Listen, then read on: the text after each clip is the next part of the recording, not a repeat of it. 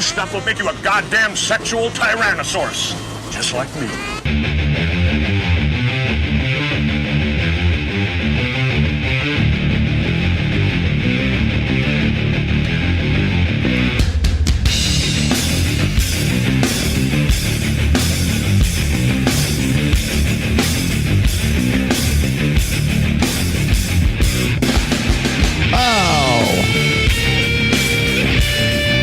Not even 5 minutes into the show, and my doppelganger is already putting fake posts.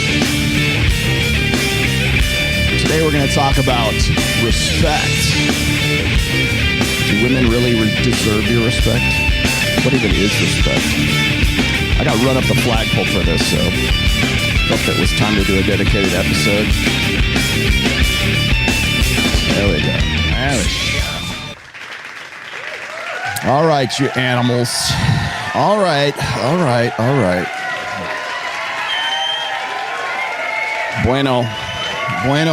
Buenos dias. Hey, thank you very much. I'll kill that out right there. You know what? Actually, first things first, I want to put this up here real quick. Your respectability depends on what you merit. Yeah. What did you do that makes you respectable? Yeah. And so that's a male way of looking at it. A female way is communitarianism. For men, it tends to be more capitalism or dominance hierarchies or competence hierarchies. And that affects the way that we think. Yeah. So it's like, what did you do that makes you respectable?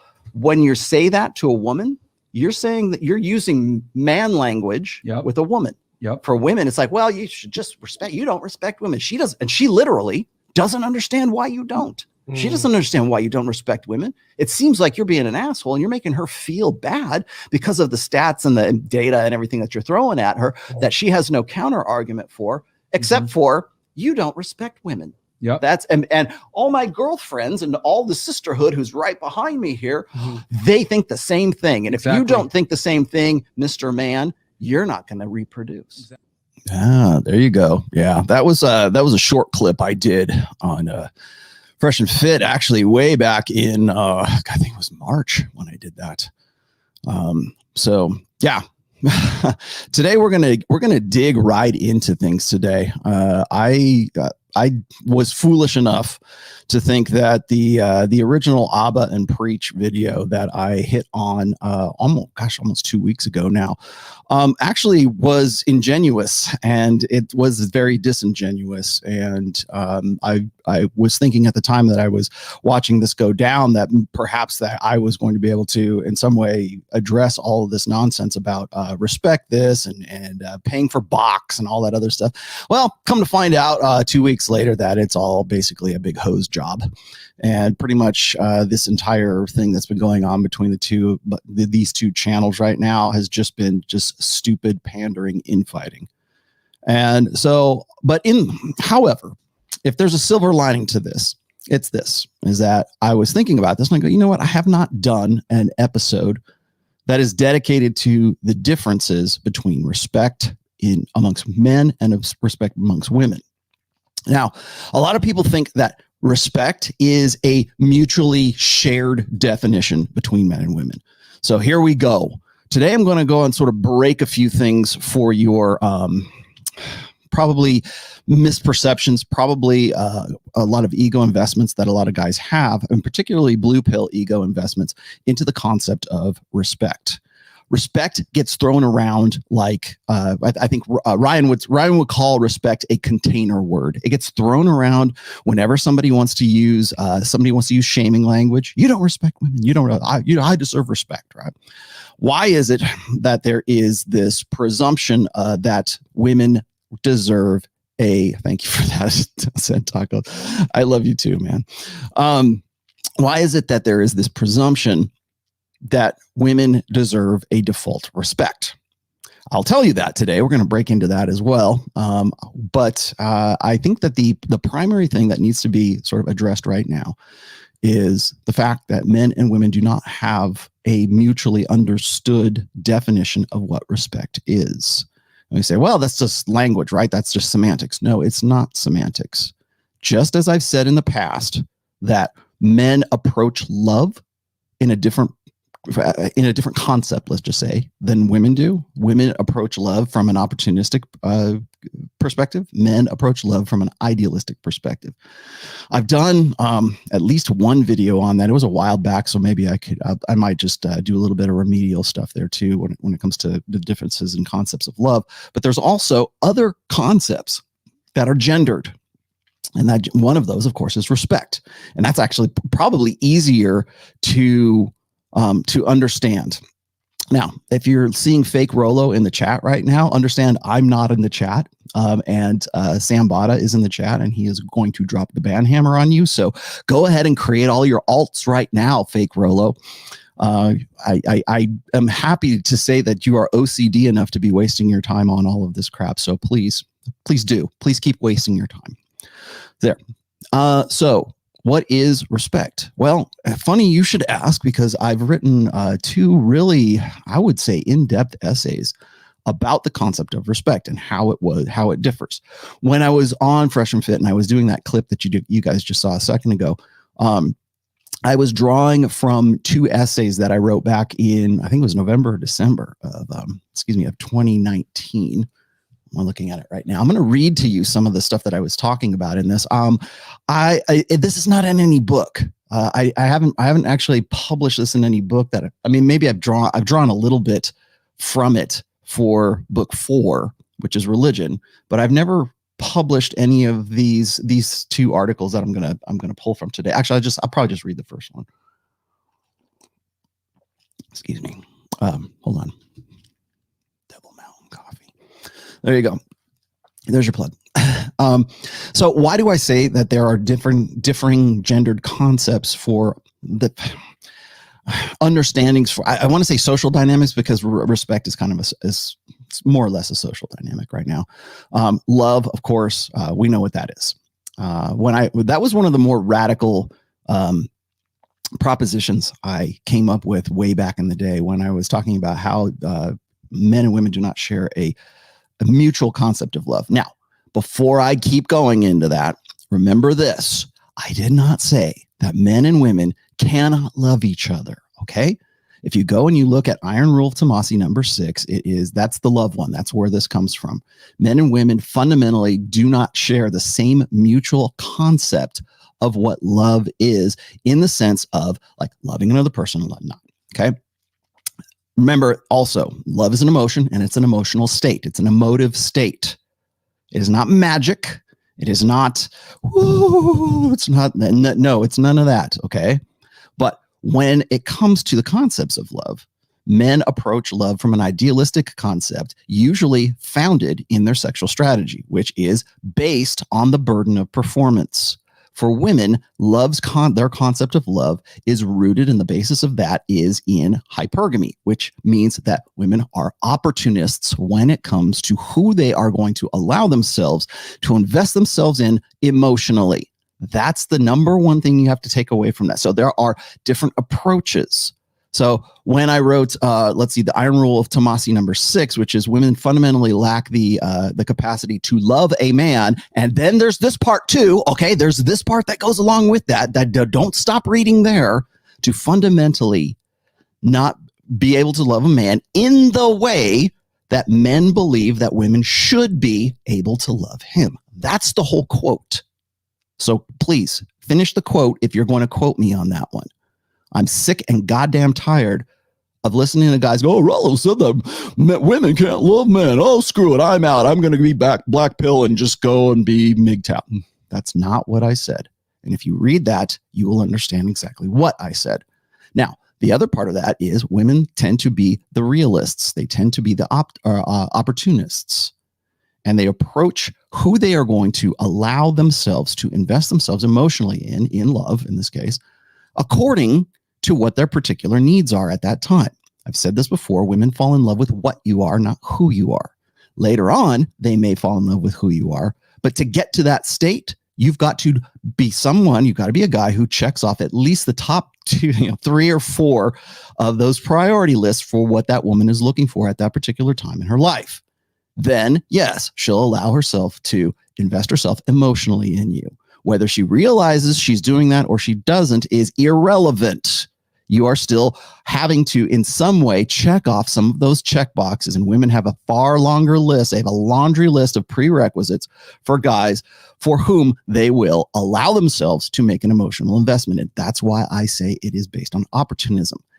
Again, don't take opportunism to mean ruthless efficiency, and there's a negative connotation, let's just say, too. I won't get too deep into that, but there's a negative connotation that goes with opportunism. This is a practical, pragmatic opportunism, right? This is, women have to make very tough choices that are going to affect them for the rest of their lives, particularly if they're going to reproduce with that guy, and they're going to have feelings for that guy, and they're going to want to start a family. That's the basis of family creation, right? There you go. For men tend to be way more idealistic. And we tend to want to believe that, and we want to believe in the romantic ideal, which is, oh, well, love should just matter for the sake of love, right? And if she can't love me like that, then she can't really love. No, that's you sticking to the an old order. I won't say bonehead. It's a old order understanding of how women should love, not how they do love. I'm not interested, by the way, and you watch any of my shows, you read any of my books, I'm not interested in what should be. I'm interested in what is. And that's real. Again, I just work here. I hold up a mirror and you have to want to look into it. So we're going to look into what is. So those are gendered concepts for love. Now, I thought about this and I'm like, what about respect? Because you will constantly hear this from even the youngest generations. You'll hear this from little girls.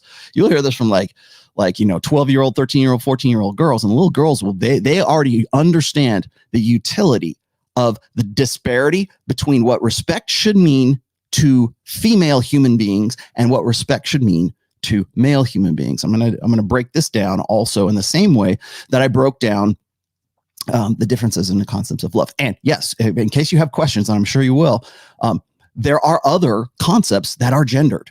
So, and I'm not going to, today is about respect, and I'll talk about a few of those later on maybe, but there are other concepts that we kind of take for granted that are also gendered. Women have a different understanding of what those concepts are than men do. Respect in this case is this. And I'm going to read this here in a second because I hate to get really literalist here, but you kind of have to understand what the definition of respect is. Whenever I am listening to, and I don't care what podcast it's on, whenever I'm listening to women talk about, actually, let me just drop this in there real quick. I was doing my homework for this show, and I was thinking, okay, well, I'm just going to go in and drop, men respect women, right? I can't, it wasn't actually Fresh and Fit. It was PewDiePie that I looked at. And I will say it was very entertaining. He's a funny guy, but especially this one, there's 10 million views on this about respecting women. And if you know who PewDiePie is, and I can't imagine you don't, that episode and it's only 14 minutes long. It was absolutely hilarious. But a lot of it, the reason it's hilarious is because a lot of the inconsistencies in it are very true. And I'm going to talk about those inconsistencies here. But he was doing a breakdown, or a reaction. Let's just say a reaction video to a woman who's trying to tell us all how to respect women. And the thing is I looked at this and I'm laughing at him. I'm going, why do I find this funny? I hate to be super analytical about it, but I'm like, why do I find this funny? Well, the reason is because it's so common. All the points that this young lady, who probably was 16 or 17 years old, I think, was making are what we would call memes. I'm really kind of digging deep into the evolutionary aspect of memetics right now. So bear with me if I'm sort of getting ahead of myself on some of this stuff. But why is it that this is a brand new generation, right? Gen Z, repeating the same memes that the generation before that and the generation before that and the generation before that have been repeating for a very long time. I've made this point on a few different shows, which is, where are these ideas coming from? Why do we take them for granted? And why do they seem like they're self-perpetuating all the time? So when I hear stuff like that, when I hear, oh, you should respect women, and here's how you do it, don't slide into her DMs and be respectful on a date and do this. And you will even hear on certain podcasts, let's just say Fresh and Fit, for example, when they're talking about sex, asking these girls, what are they looking for in a guy? A lot of them will say, well, if he respects me, then I'm more likely to X, Y, or Z. And that doesn't have to be sex. It can be whatever. Right? If he respects me, then I'm into it, right? If he respects me, then he could be vulnerable as he wants to be. And I'm like, where the hell are they getting this idea? Where, like, for instance, I remember when you guys probably saw this. I did the breakdown video of the redhead girl on there, and she was talking about how Myron and Fresh were like all misogynists, right? And okay, so separate Fresh and Fit from this for a second. Why is it that women throw out the word misogynist so readily? And why is it that women throw out the concept or the idea of respect or a lack of respect so quickly? Why is it that we're still hearing the same language and the same kind of old order understanding of these concepts? Misogyny, for example. There's other ones too, obviously, but these are easy illustrations. Why? Why is that? And so you have to remember where's all this coming from, and what's the function? What's the latent purpose of perpetuating those memes? Well, of course, it's ensuring a power base. That's number one. Let me say, Sam Whiskey says, why do women that demand respect still disrespect men's time? Oh, we're gonna hit all of that today, Sam. Don't worry, we will come back to that. I'll explain to you that. Actually, let's dig into that just really quickly here. Because men and women have differing understandings of respect, women do not value men's respect. That's just it. For all women wanting to say, you don't respect women, or you don't, I deserve respect, or there's this default understanding of what respect should mean to women. Women only use that when the utility of that serves their interests. So yes, women have no problem wasting your time. They have no problem disrespecting you because first of all, they know you will tolerate it because it's in men's interests to tolerate disrespect from women. You want to know why holding women accountable right now is such a hot template and a hot formula in the quote unquote manosphere, or whatever the hell we're calling it right now? That's why. Because women have for so long wasted men's time and disrespected men that when a man says no, when a man, and I'm that's as polite as I can make this, when a man just says no, and a man holds that woman accountable, the first thing she does is say, you're a misogynist. You don't respect women. You told me no. You should respect me. You must be a woman hater. You're one of those red pill guys. Who hurt you? Let's run down the list, because now that woman is being held accountable. And of course, the number one thing that women will say is you're being judgmental. And that's that. I want to make that point here early on, because that's going to be very important to this conversation. Women do not want to be judged. That's why. So when a woman has that sort of fail-safe, she's got that utility of respect, that's nebulous, ambiguous, poorly understood concept of respect when it comes to women, it completely out the door when it comes to respecting men. Now, it's not just gendered though, because respect also has to, we have to look at the respect in its totality here, because there is, biblically speaking, right, we're supposed to respect our elders. Do you guys respect me because I'm in my 50s? Probably not. You probably think I'm a son of a bitch. Okay, fine. But do you respect your mom and your dad? Do you respect your dad? Do you respect your grandparents? And do you respect them just because they're old, or do you respect them because they have sort of a lived experience and they have some wisdom that they can impart to you and the younger generations? No, I don't think so at all. I think here's the funny thing. I heard this is actually I'm pulling this quote from a Longmire episode, and it's like what was he? Who was I forget the old guy's name. He says once you get past the 18 to 49 demographic, you are effectively invisible as a guy. Right, well, as a person, like nobody cares about old people. Once you get past the 18 to 49 demographic, you are effectively invisible. That's not complaining. There's actually a lot of freedom, and if you know that and you can leverage that, that invisibility really helps you a lot. But it's true. Nobody cares about old people. And there used to be a default respect that we had because we respect your elders, right? You're supposed to respect your elders.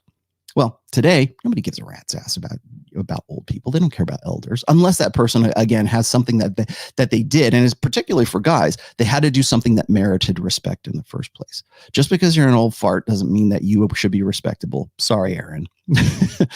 So that's that. But remember, okay, so that's another side kind of understanding of what respect is, because it's not just about like men and women. Okay, does the average person walking down the street deserve your respect? Right? Most women will say, yes, of course, everybody deserves respect. It's like that participation trophy that we grew up on. Everybody deserves to feel special, right? Do they? Do they really? Because we're going to get into the definition here, and I'm going to read this here in just a second. What'd you say, Albert?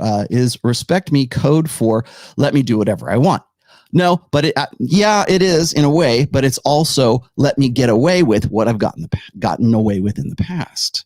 It's more like this, okay? Where do you go, Albert? There it is. Let me put you back up there again.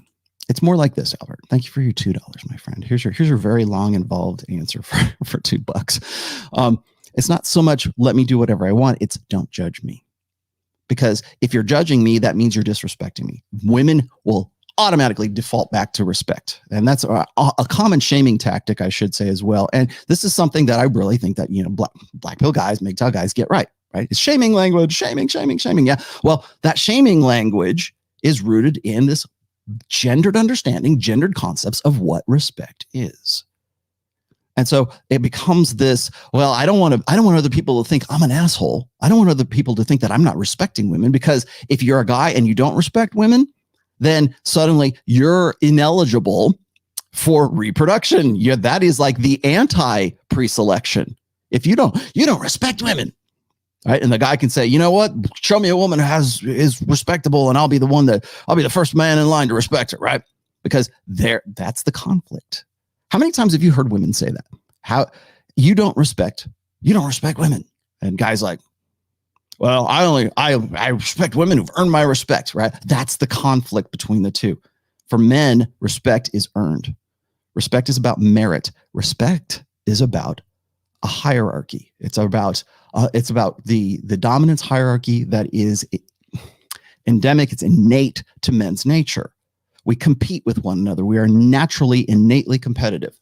And I don't care if you're this introverted little wallflower or little mouse. If you go and you get on Call of Duty, suddenly you become that animal. You become that freaking, in your little safe space, like, I've never been really competitive. Yeah, until you get into something that you really like, or something you feel like you're really talented in, or maybe you're really super smart. We were talking about that before last week with Aaron Clary. When you are super smart, right? It's not an advantage to you in the sexual marketplace, but guys who think it is believe that they deserve respect for being smart, right? They deserve somebody, these women, if they just knew better, they would know that I'm the one for them, right? Why? Because he believes he has merited that default respect. I've done this, I've done that. I'm a doctor, God damn it. I've got the DR in front of my name. You will respect me. And I do that. I try, I refer to Dr. Jordan Peterson or Dr. Warren Farrell. You earn the DR. What is it? Dr. Evil. I didn't go to 10 years of med school to be called Mr. Evil. I am Dr. Goddamn Evil. So there's your quote for the day, by the way. Rollo says he's Dr. Goddamn Evil. Prideful Lion says, man, I was completely honest with this woman I was dating. Told her all my past, and 2 months later, she still dumped me and said I was hiding. What the hell? Oh, well, Prideful Lion. Gosh, that is a great one too. I'm going to come back to that. That's a little bit off topic, but it's not so off topic that I can't sort of wedge that in there. So wedge it into today's discussion. What else is on here? Oh, here it is. Jimmy in Dallas says, I respect you because of what you built. Yes, because you're a man, because you're male, I presume, Jimmy. You have a healthy family that loves and respects you. You built what you wanted. Yes. I'm trying to use red pill awareness to build what I want. Good. Please show the work. Show me the work. Show me what you've done. Show me what you've built with the tools that I'm helping you sort of give to you, I guess. And that's always my number one priority, by the way. And I'll try to stop smacking my lips here as soon as I have some of this. Thanks for watching today, guys. So I'm going to switch over here really quickly. This is from actually, let me pull that out. This right here is from Respect Reconsidered. You can find this. I put the link to this article that I'm about to read in the description if you want to read it in full, because I'm probably not going to go through the whole thing. Let me see. Where'd that go?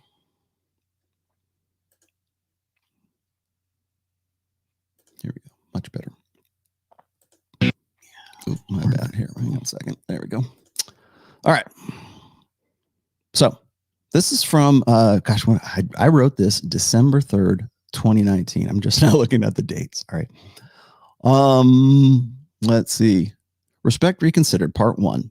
Now, again, this you won't find this in any book, so I'm going to just sort of like whip through it really quick because I remember putting a really good definition of this here. I chose this picture, by the way, the love her, respect him, because that is a common a trope. I hate to call it a trope. It's a common like quote, let's say, from the Bible, right? It's and whenever you see these sermons or people like the pastor or whatever is talking about the love, like it's always the love sermon, right? And you'll notice that in I think it's in Corinthians. Correct me if I'm wrong. Again, I'm not a theologian here, but I believe it's Corinthians. And it usually comes up when you're talking about what love is and what it should mean, and it's usually part of that. I think the part is in Corinthians, but it's about submission, like female submission, and so women hate that, right? They always try to go and find some way to redefine what the Bible said about submission. And so they usually default to this. And this right here is like, I threw this on here because it's the difference between submission and respect and authority, right? So for men are called to love her and women are called to respect him, respect his authority. Because as I've said before, there used to be anyways, under like sort of the old school traditionalists ideologies, that's memes, let's just say. Respect was something that women were expected to direct towards men. And today, because we live in a feminine primary social order, a gynocentric social order, respect is something that is misconstrued, I think, by women. Like most men today are not respectable. For men, again, respect is something that has to be earned via the burden of performance. And so that's why I use this this image here. Like a lot of people like, I used to be a photo editor. I used to be an art director. I used to be a brand manager. Yes, yada, yada, yada. So thank you. I try to, put in pretty relevant pictures into my stuff. So I'm going to move a little bit further in here. So this is it. So I was, I'll just keep going here. I'll just these quotes are really where I wanted to start with this. So respect is earned, and that's a question mark. When I was having my now infamous discussion with Andrew Tate about a month ago, and this is in 2019, quite unintentionally, I hit upon the concept of respect and how men and women view it differently. A lot of my female viewers from that conversation, particularly the newer female viewers, despise the truths that were being discussed about the nature of women.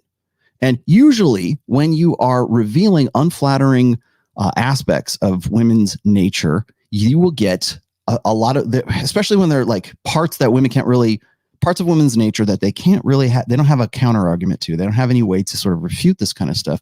They fall back on emotionalism. And that is where you get the shaming tactics. That's where you get who hurt you. That's because usually that ends the conversation, right? And there's a lot of other ways that women try to put like sort of you're mansplaining. That's another one. There's a lot of little cutesy ways that women want to sort of end an argument that they know that they have no way of actually winning. Okay. So here's a few of the comments that I got from that video when we were talking, like Andrew and I were talking about respect. Okay. So what happens is this. I got these comments, and these are just a few of the quotes here. No woman would ever agree to share a hot alpha. Any woman who would must not respect herself. There's that respect word again. The fact of the matter is that women will always share a successful alpha, preferring him to being saddled with a faithful beta. That's why she was talking about this. That's what really upset her. Because we can see this now. It's obvious now. We have the ability to objectively observe women's behavior. And again, this is actually a Pook quote. I believe it's a Pook quote. Women would rather share a hot, successful alpha than be saddled with a faithful loser. And we see this reinforced and confirmed over and over and over again. But that is an unflattering aspect of women's nature. So how do we respond to that? Any woman who would share a hot alpha must not respect herself. So respect is the drop off point right there. Respect is something that has this is our nebulous kind of capital. Okay, so respect should mean something, whatever that is. I don't know what it is, but she just doesn't respect herself. A lot of times when I talk about how, like if I talk about, I think I was talking about hybristophilia on Thursday when we were talking about is evil sexy with John from Modern Life Dating, who's running the Dark Pass. Please go sign up. But the uncomfortable aspects of women's nature, like when it evil is sexy, right? Or why is it that women want to get with like convicted killers? Why is it that Richard Ramirez, the Night Stalker, had a sort of a fan club of women who really wanted to marry him and have conjugal visits with the guy? Well, I forget the guy's name or the kid's name, but the guy who was the Boston Marathon bomber.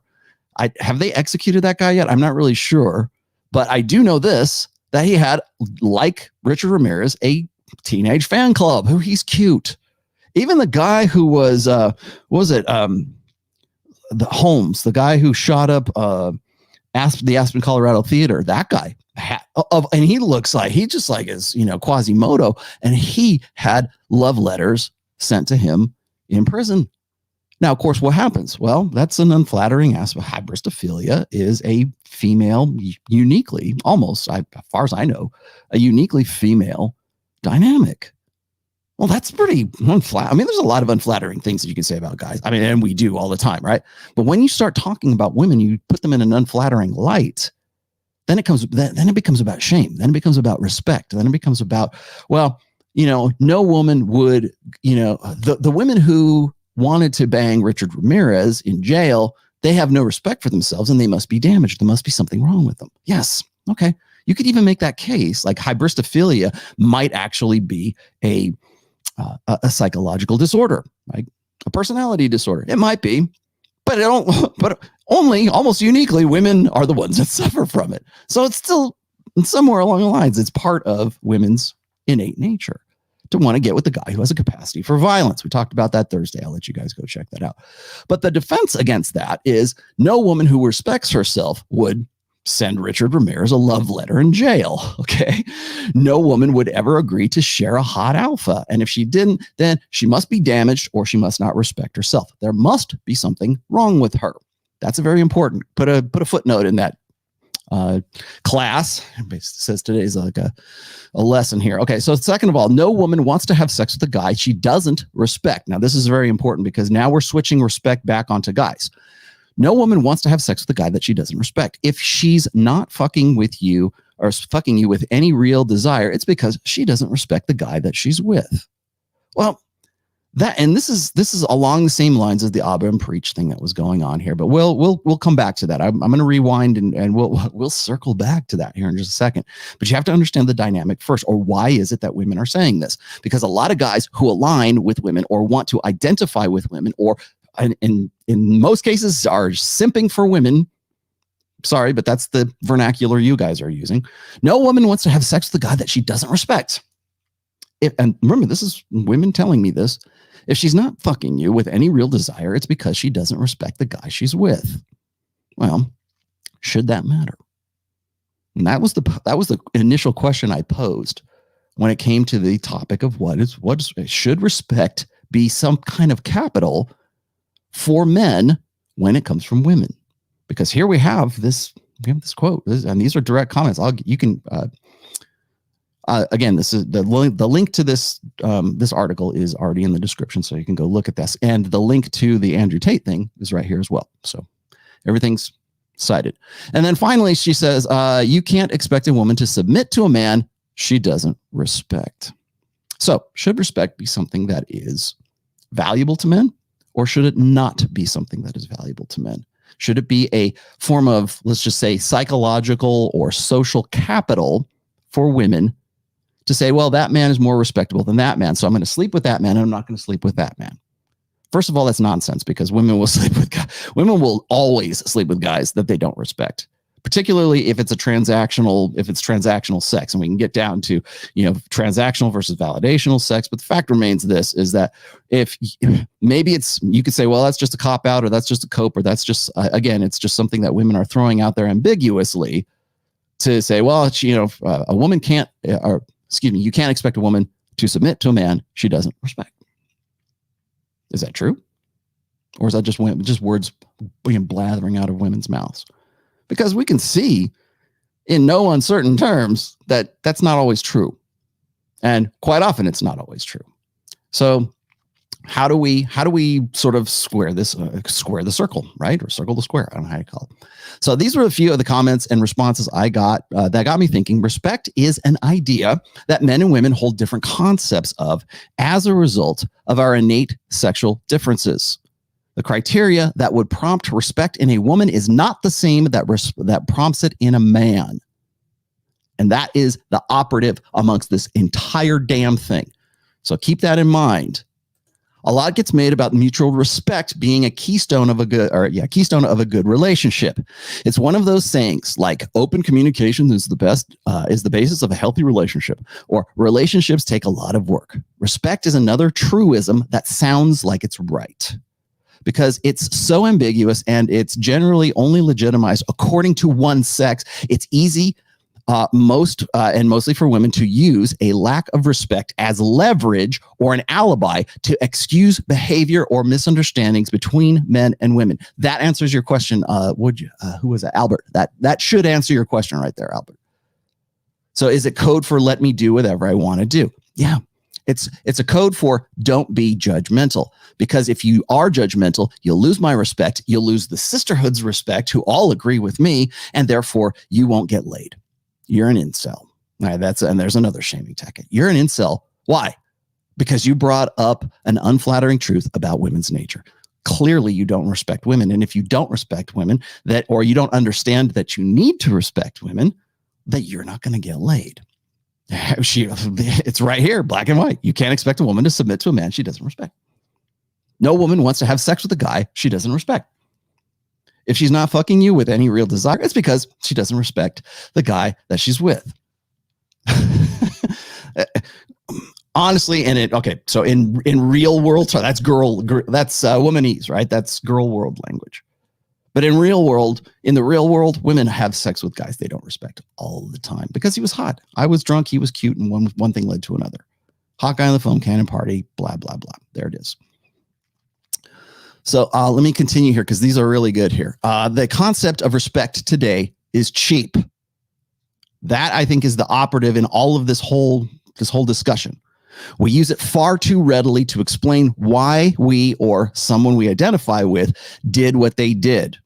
We use a convenient, subjective understanding of respect as a qualifier for describing what we agree or disagree with. Again, let me do whatever I want to do. Don't judge me. If you do, you don't respect women. And it's not just me, it's women in general, because you brought it up, because you mouthed off. You're complaining, and men are never allowed to complain. Remember? Oh boy, that was one of my best short form videos. Okay, well, I hate this one. I hate doing short form videos, and you'll notice I haven't done them in a while because first of all, nobody's going to take the time to watch a 53-second video. And then second of all, I don't know why, but rather than do that, they look at the title, they look at a few comments, and they just do a drive-by. Hey, you stuck. Screw you. You're an old man. Look at your beard. What's going on with this beard? Ha! Ha! Bye! And we use this cheapened respect to grade a person's integrity according to what we think others should agree or disagree with, usually by how it aligns with our own interests. So you will also find, and a lot of this, a good example of what this is about right now, is a lot of guys will simp for women. And then if you in some way insinuate, you imply, you hint that women's nature isn't exactly what they say it is. If you don't believe every word for word, whatever women tell you, or even cut them some slack or whatever, and you don't respect them, beta men, lesser men, in fact, I'm not going to call them beta men, lesser men who are simping for those women will find a problem in you and use the exact same language. You will have, have you ever had a guy tell you, you don't respect women? Probably less so than women, but there are guys that will do that. It's the white knight mentality. It's the blue pill white knight mentality. And never underestimate the effort that a blue pill white knight will put into trying to drag down you for having revealed those unflattering truths. I have had to deal with that for about 20 years right now. And it's usually some guy who's simping for, we call it simping right now. We call it, we used to call it white knighting. Now it's simping. Now, whatever. It's the same dynamic. It's a what is it? I think it was Gadsod. I hope I'm quoting the right person for this, but it's sneaky fucker reproductive strategy. It's I'll identify and blend in and align myself as best as I can with the opposite sex in the hopes that because I've supported them and because I have been like a good ally to feminist causes or whatever, it's the male feminist game, that some feminists somewhere along the lines will think I'm unique and see me for the special person that I am and want to reproduce with me. Sneaky fucker game in a nutshell, right?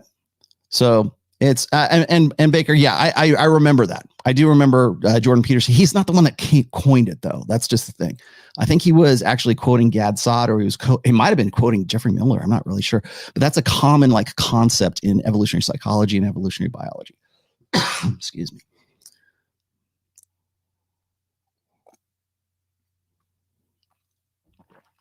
So there you go. Jimmy and Dallas, I got you. Okay, I think I got you already. Didn't I get to you, Jimmy?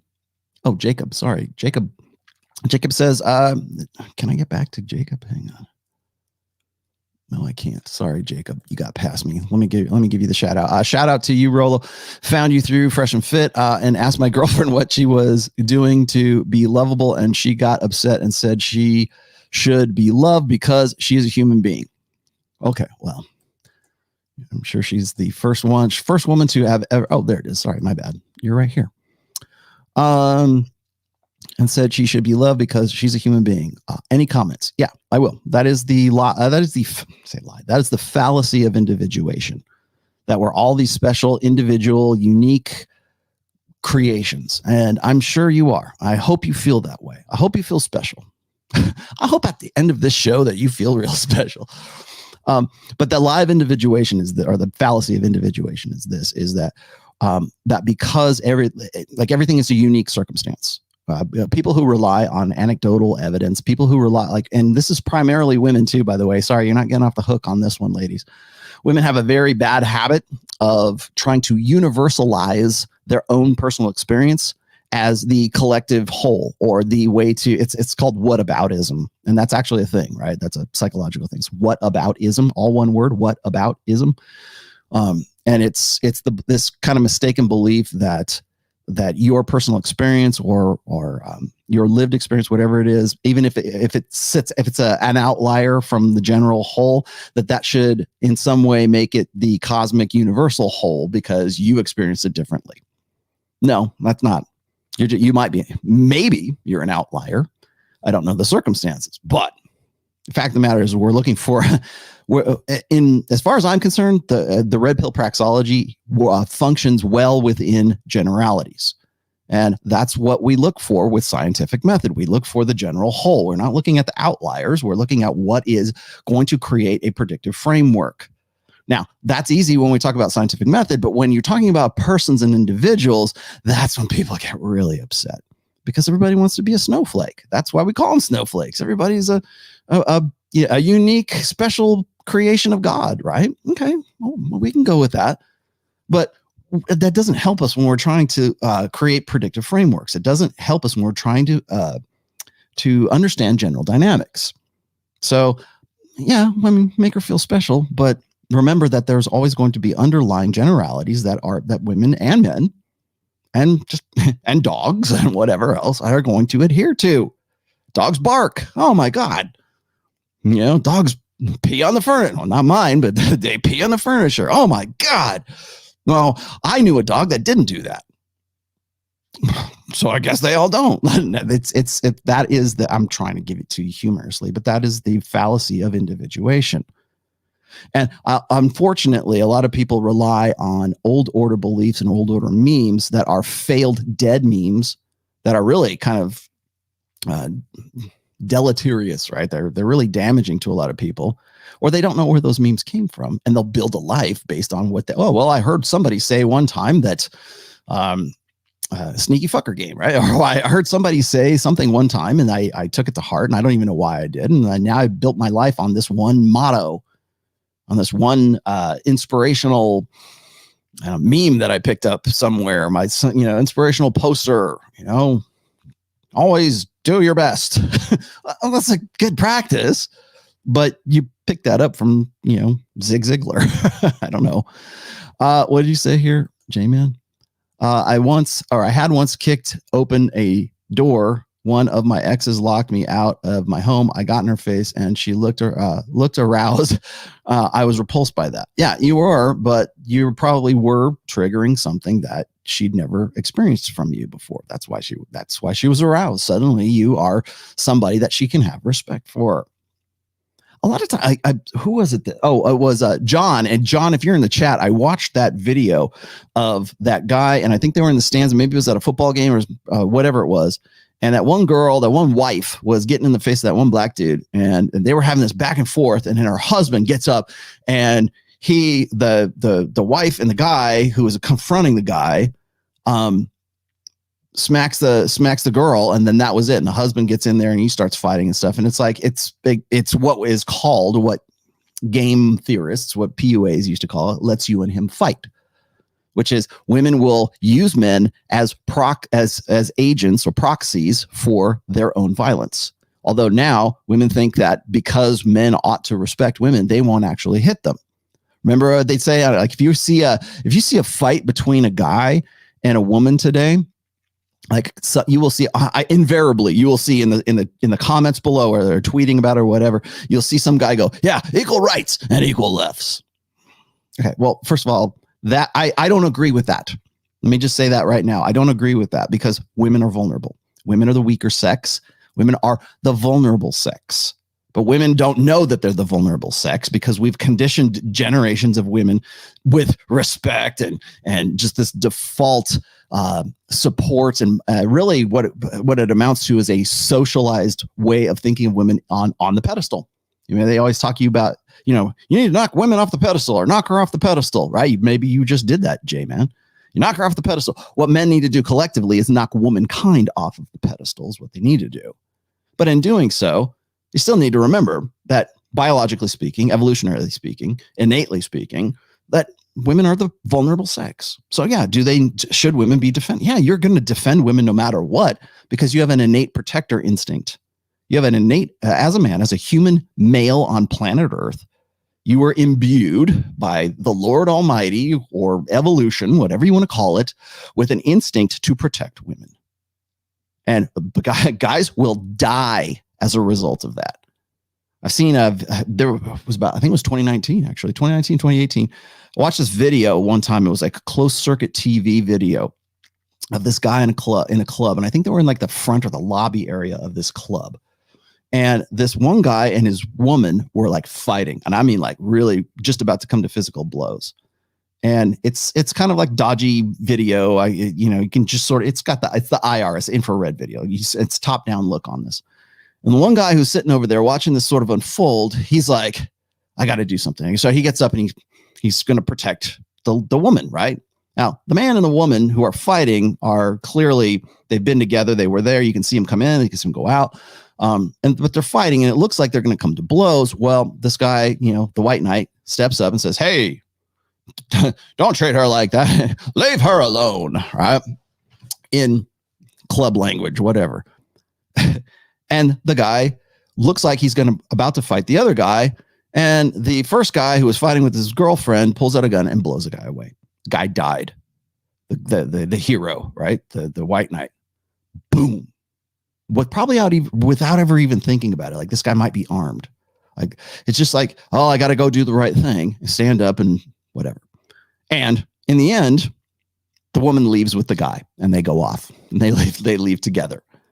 Maybe they knew the guy was dead. Maybe they didn't. I don't know. But they left kind of abruptly after that. And the girl goes with the guy who just shot the other guy. Now, there's other videos, and I think I've actually used them, where like a woman is with another guy, and the guy is fighting the other guy, another guy who's trying to hit on her or whatever, disrespected him on the street for some reason. And the boyfriend gets knocked out, and the assailant leaves, and the girl's there, and she's just like, looks like you got knocked out.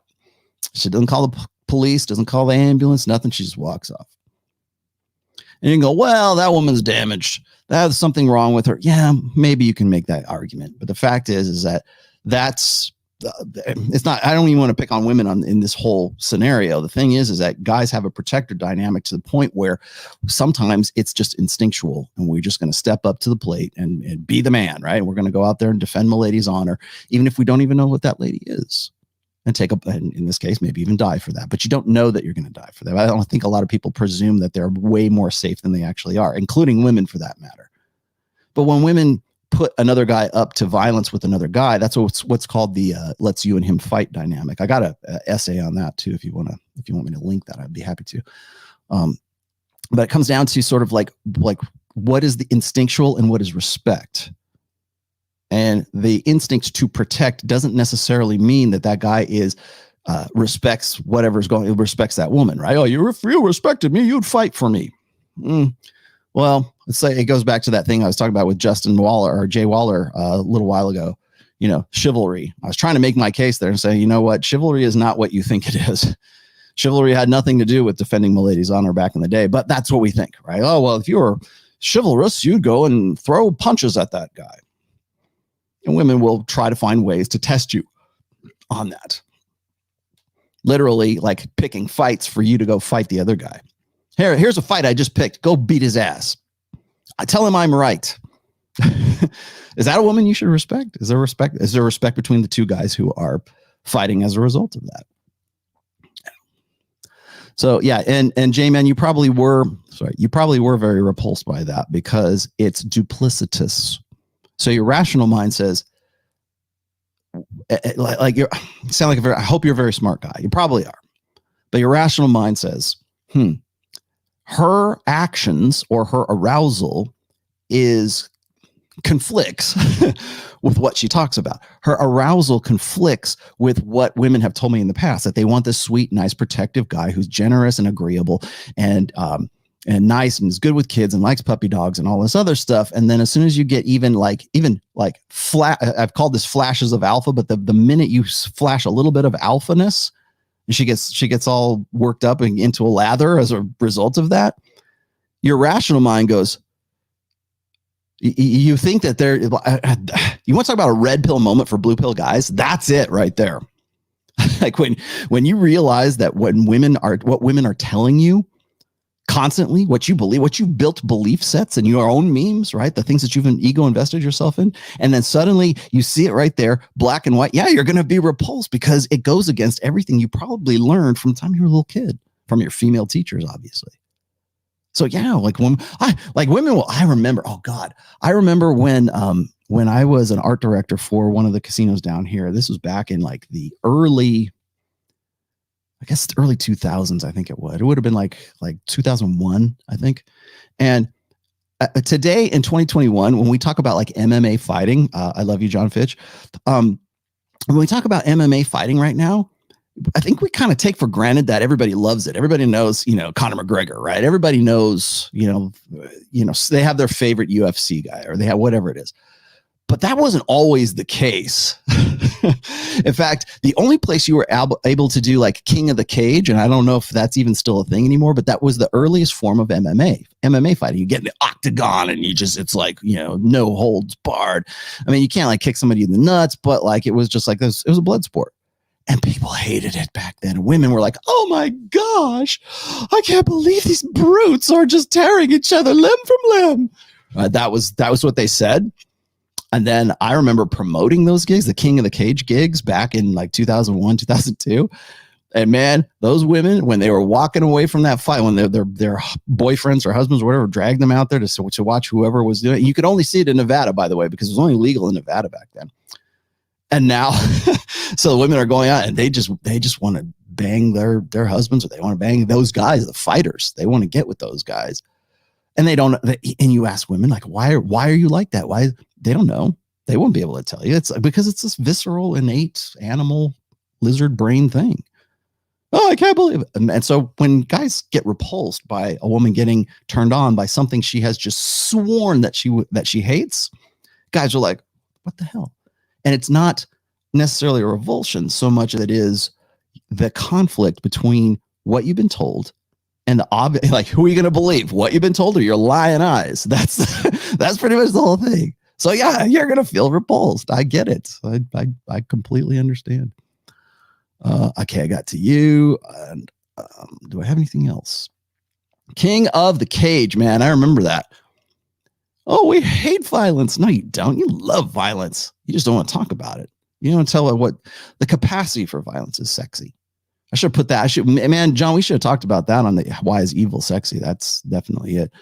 Thank you for helping me understand what happened. You are welcome. There you go. See, counseling right from within the show. So we're going to keep going here with, because this kind of relates to respect for a minute here. So when we're talking about, well, actually, you know what? Let me just switch back here real quick. I'm kind of getting scattered here.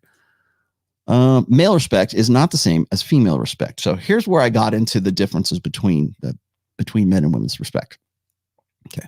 I also talked a little bit, you'll understand, like when I talked about like respect for your elders, respect. Another respect is this, respect the uniform. Did you ever watch Band of Brothers? And I forget who the name of the David Schwimmer's character. I can't remember his name right now, but like all the people, all the guys in the 101st Airborne, they didn't like this guy, but they would still salute the guy because they're saluting the uniform or they're saluting the rank, not the man. In fact, they talk about that. They say that directly. They say we're saluting the rank and not the man, because they don't have any respect for the guy, but they do have respect for the rank or whatever it is, like however he got to it. So that if somebody who they do respect gets into that rank, then it's that much better.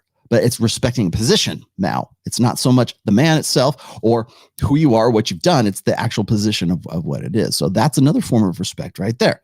So again, defining these terms is very important, because in doing so, you'll understand how men's concept of respect is different from women's concept. So male respect is not the same as female respect. The popular concept is that respect is something that should be a default setting. People deserve respect. Disrespecting someone or dissing someone, right? Or ambiguously implying a diss might be enough to get your ass kicked.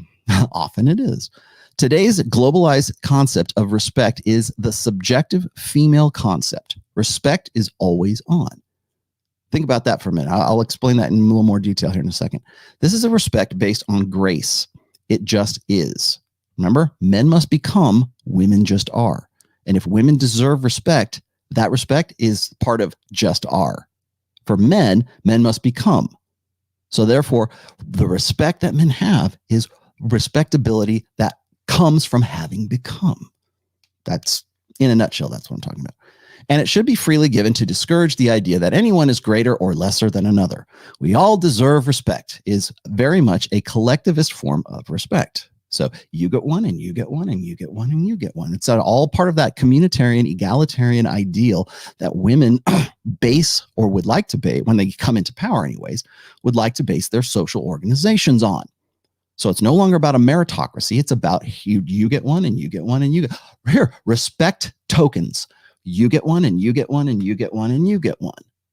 And it's like that. It's participation trophy respect when we're talking about women, because it's just on. It just is. For men, you respect the rank. You respect the hierarchy. The general gets more respect than the lieutenant, right? And on down the rank or the chain of command. So the private, the guy that's the lowly, enlisted guy, he's not as respectable as the sergeant or what, on up, depending on whatever the branch of the military is, right? Okay, so at first I thought that maybe respect was something being confused with common courtesy, but no. There are two main dictionary definitions of what respect is, and this is where we will see the gender differences between these concepts. Respect, this is the definition of respect. 1, a feeling of deep admiration for someone or something elicited by their abilities, qualities, or achievements. That's number 1. Number 2, due regard for the feelings, wishes, rights, or traditions of others. Which one of those two sounds male and which one sounds female? Which concept sounds male and which one sounds female? Here, I'll read them again. Number 1, a feeling of deep admiration for someone or something elicited by their abilities, qualities, or achievements. Sounds like something that has to be earned, something that is meritorious, meritocracy, right? Merited, let's just say. Number 2, due regard, sound like default regard? Due regard for the feelings, wishes, rights, and traditions of others. Feelings, wishes, rights, and or traditions of others. Does that sound like a collectivist, always on female form of respect? Because to me, it does. When we're looking at what those definitions might be, or why are there two different, and this is in the same dictionary definition, there's two definitions to this. One of those is male and one of those is female. One of those is a male concept and one of those is a female concept. Now, the difference between those two, what's courtesy, right? Because a lot of like everybody deserves respect. It's just common courtesy. Open the door for the little old lady. That's be courteous. I'm not saying don't be courteous. I'm not shitting on any of this right here. I'm just saying that there's a difference. Courtesy, the showing of politeness in one's attitude and behavior towards others. I would assume that the opposite, of courtesy is rudeness. Right? Deliberately not showing politeness in attitude or behavior. So, look, there's opposites of this. But I think with respect to respect, those two definitions can definitely be gendered. One is based on merit and one is based on, it's based on due regard. Who's regarding it? Oh, I don't know. Is everyone deserving respect, or is respect only something that is worth giving because somebody did something? You might even say both. Why not both? Maybe. But I will say this is that we base our social organizations, our social orders on both of these as it befits the predominant gender narrative. That's why. So when I talk about respect, 90% of the time, it's not like guys will say, well, I only respect people who earn my respect. Yeah, you do that because, and I'm not saying that's wrong. That's the male way of thinking about it. Women have to unlearn their female way or their understanding of respect to actually understand male respect. But nobody cares about male respect. Men are the only ones that should care about male respect, unless that woman enters male space, unless that woman decides that she wants to be the CEO, unless that woman decides that she wants to be the boss bitch, right? She wants to be that quote unquote alpha female. And we've had that discussion before. That she wants to enter into the male space and the male theater of war, the male frame, let's just say. But she wants to enter it not with the understanding of respect from masculine sense. She wants it from a female sense. That's how you get mansplaining. So if that woman comes in there and a guy talks over her, or a guy says something, or a guy is in any way logical, or the gamma male, the proclivity to explain himself, and no one's sort of like, I blather on, right? You're going to complain about that. Am I mansplaining? Maybe I am. But the thing is the reason why guys do that is because their communication is different from women's. And so women interpret that as a sign of disrespect.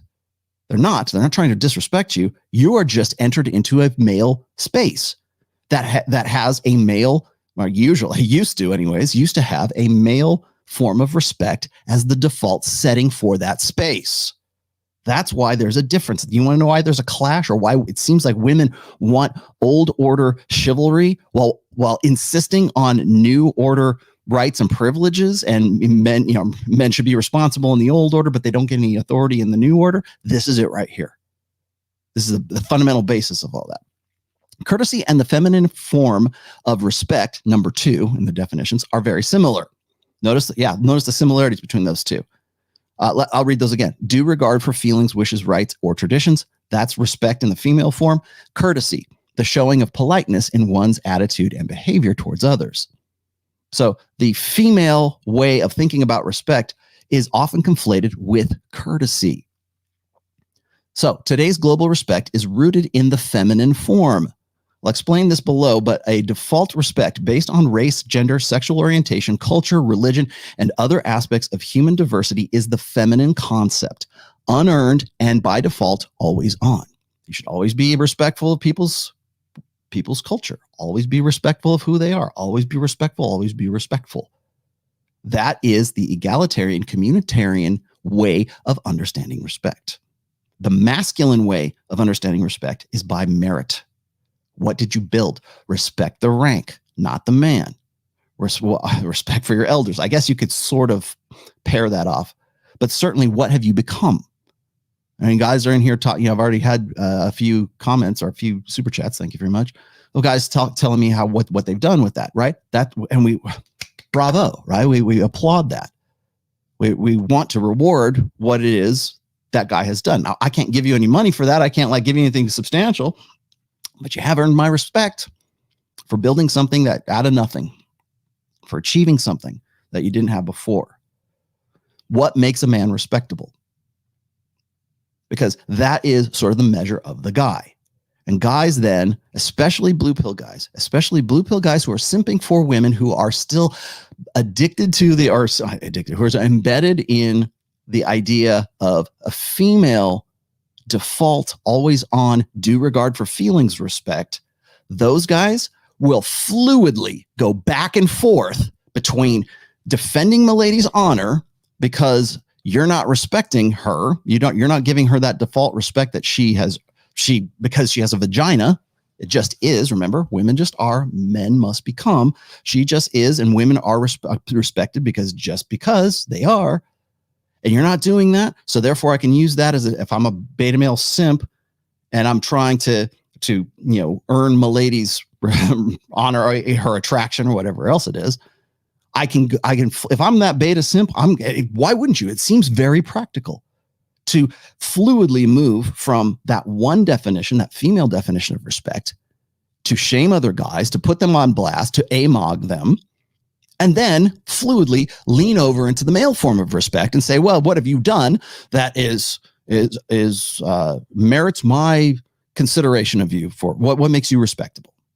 Back and forth. Okay, which one works best at whatever time? So when I'm talking about the differences in understanding those two, now I'm not saying that all guys aren't. Again, I'm not disagreeing with respect. I'm just saying that we approach it differently. And especially if you're a red pill guy, or if you're one of these guys who it's like, if maybe military, maybe I shouldn't use military as the basis of this, but I'm going to anyways. Okay, so you're a military guy, you respect the rank, you respect the guy. You don't respect, maybe you respect the guy, but you're respecting the rank because that's part of the system. You're respecting the rules of that system. Well, if everybody is special, then nobody is, right? Remember that from The Incredibles? Remember when Syndrome was like, I'm going to give everybody superpowers. And when everybody's super, no one will be. When everybody's respectable, no one is. Now, here's my next part of this whole thing. And I tried to look this up. I tried to dig this link up, but there are actually so many links that I couldn't really decide which one to do. But I think it was back in when I was writing the respect, the essays. I think right after that, there was this push, I think on TikTok, and it was young men between the ages 15 and 17, maybe some of them were in their 20s. There's one guy after guy after guy after guy, young guys. And all they did was say for about a minute long, maybe a minute and a half, I respect women. I respect women. I respect women. I respect women. I respect women. That's all they had to do. It was like this mantra. I respect women. I respect women. I respect women. And it kept going on for dozens of guys.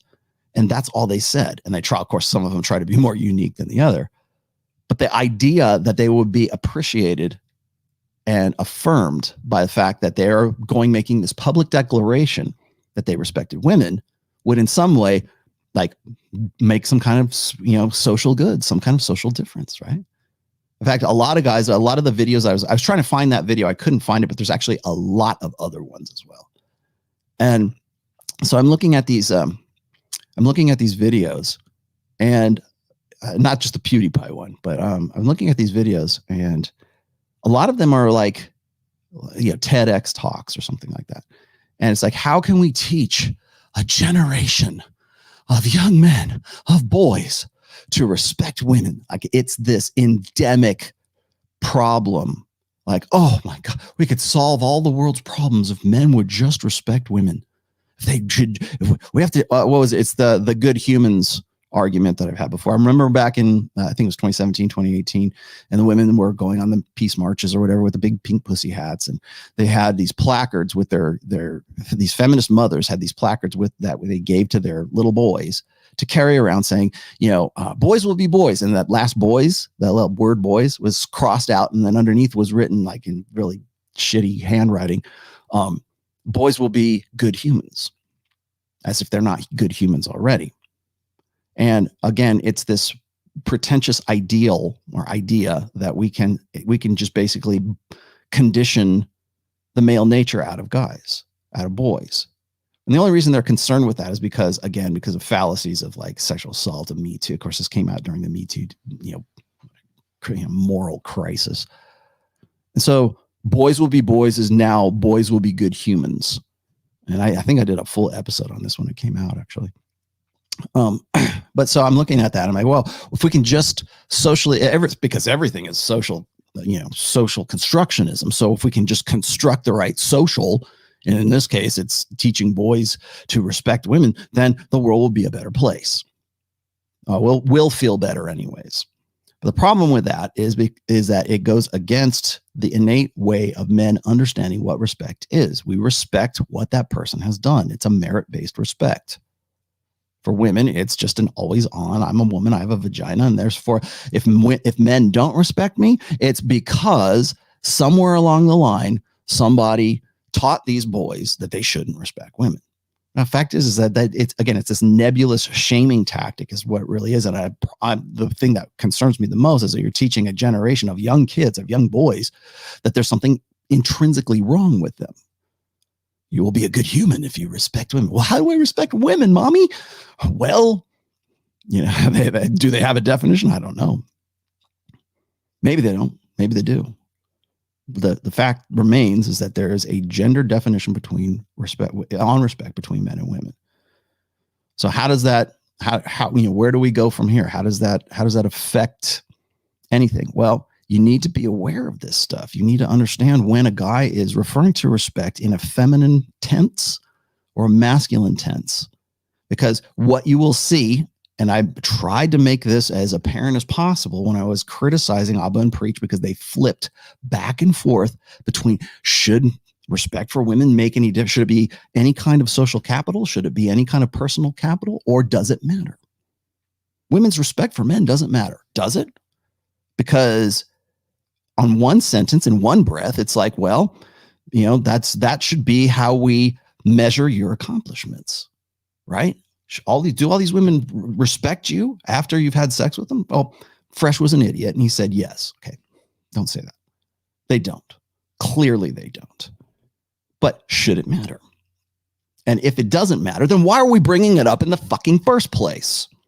If it's, women's respect doesn't matter. Okay, then why are you using it as a form of capital for which you're going to shame Fresh? Why? Why is that the first thing that jumps into your fucking head? Because you have a female primary understanding of what respect is. That's why. You're simping for the feminine imperative and have been doing it probably for your whole goddamn life. I think it's very clear who he's simping for, but I'm not going to talk about that. I've already covered that in John's show yesterday. If you want to go and see what that was all about, just go look at John MLD's channel. But the fact still remains is that that's the default setting. That's where we go to first. Oh, but it doesn't really matter. But it does, but it doesn't. But it does, but it doesn't. Again, flip-flopping and going fluidly from the female understanding of what respect is and how women think that it's valuable in some way to the male form of respect. Yes, should that have capital? When people respect you, when you have respectability, should we base a high value guy, like a man basing another high value man's, like, what's the metric? Is it going to be respectability? Is it what he's done? Is it his achievements? Or should it be just a default respect, right? Should it be the female form of respect? I don't think so. I think most guys already intrinsically kind of say, well, okay, he's kind of a dirtbag. Okay, well, that's the whole problem. He hasn't done anything, or I don't have any respect for him. Fine. You're still using respect as the metric for that. So that's where that whole thing boils down to. So when you see guys flip-flopping, where you see guys using respect as a form of personal capital and it should be just something that's on, or it's something that if a woman has respect for a guy, then that's something that I should, so therefore I should have respect for the guy. No. But if that's if that's your default understanding of respect, that's where you're going to go to first. That's a blue pill mindset. That's somebody who has not unplugged from the matrix, because they will fluidly use it just like a woman will fluidly use it. Just like I said before, where was it here? Let's go back, right? No woman wants to have sex with a guy she doesn't respect. If she's not fucking you with any real desire, it's because she doesn't respect the guy she's with. Is that true or is that not true? Is that something that we should use as a form of basing our judgment or the value of that particular guy, whether that woman respects him or doesn't? I think no, because women will readily have sex with guys that they don't respect. But if you're going to use that as a form of shaming for that guy, then clearly you think that respect should be some form of social capital. That's why. How many people have gotten this far, right? How many people have listened to, what are we, 115 right now? How many people have even gotten to this far? Probably not many. Well, thank you for 1716. Thank you guys. Thank you for sticking around, because that's where this all kind of shakes out to. What you got to say? Jorge. Rollo. I got to roll my R's for Jorge. Rollo. God bless you for everything you have done for me and other men. Unplugging the masses from the matrix. You are welcome. Thank you for that. And that is much appreciated. I hope I've earned your respect, Jorge. What else do we have down here? I'm going to catch up. Okay. That's Jorge. I got to you. Jorge. Mustang. Good name. It's similar to teach men not to grape, as if the man who do something so horrible don't know it's wrong. Yeah, exactly. Hate to break it to you, they know that it's wrong. Yeah. Well, again, Mustang, and I made that point actually in the show I did with Myron on grape culture. Is that there's this understanding, there's, I think, misunderstanding that forced sexual copulation, let's just say, is a socially, it's a learned social ill. And in some ways it might be, but I would also argue that there is a biological and evolutionary component that goes along with that too. And so to say that, oh, well, we've got to find some way to change the game to make women more safe. Well, sometimes you can't change the game. So therefore you have to be a better player. And I commented on that a while back, like where that's another female way of thinking, right? It's the female vulnerability predisposes women to want to change the game so that security is implied, that they can walk down the street. They still want the excitement, right? It's the roller coaster analogy. They still want to get on the roller coaster, but they want to know that they're safe all the time. Well, the world's not a safe place. It's a chaotic, dangerous place, and you need men to protect you. And you need to function within that space as if it is a chaotic and dangerous space. But because we want to respect all women, right? Because we want to make a gynocentric social order, we want to make the world a better place for women. Therefore, we're going to try to change the game. And unless you have some way of like reprogramming men's 100,000 years of neurological pathways, you're probably not going to do that. So act accordingly. Zach the Red Pillar. And by the way, Red Pill Mike, man, pouring out a 40 for Red Pill Mike. Feel bad about that. Zach says, are women approaching a cliff? Their privileges are based upon them holding potential reproduction hostage. That's the basis of it for sure.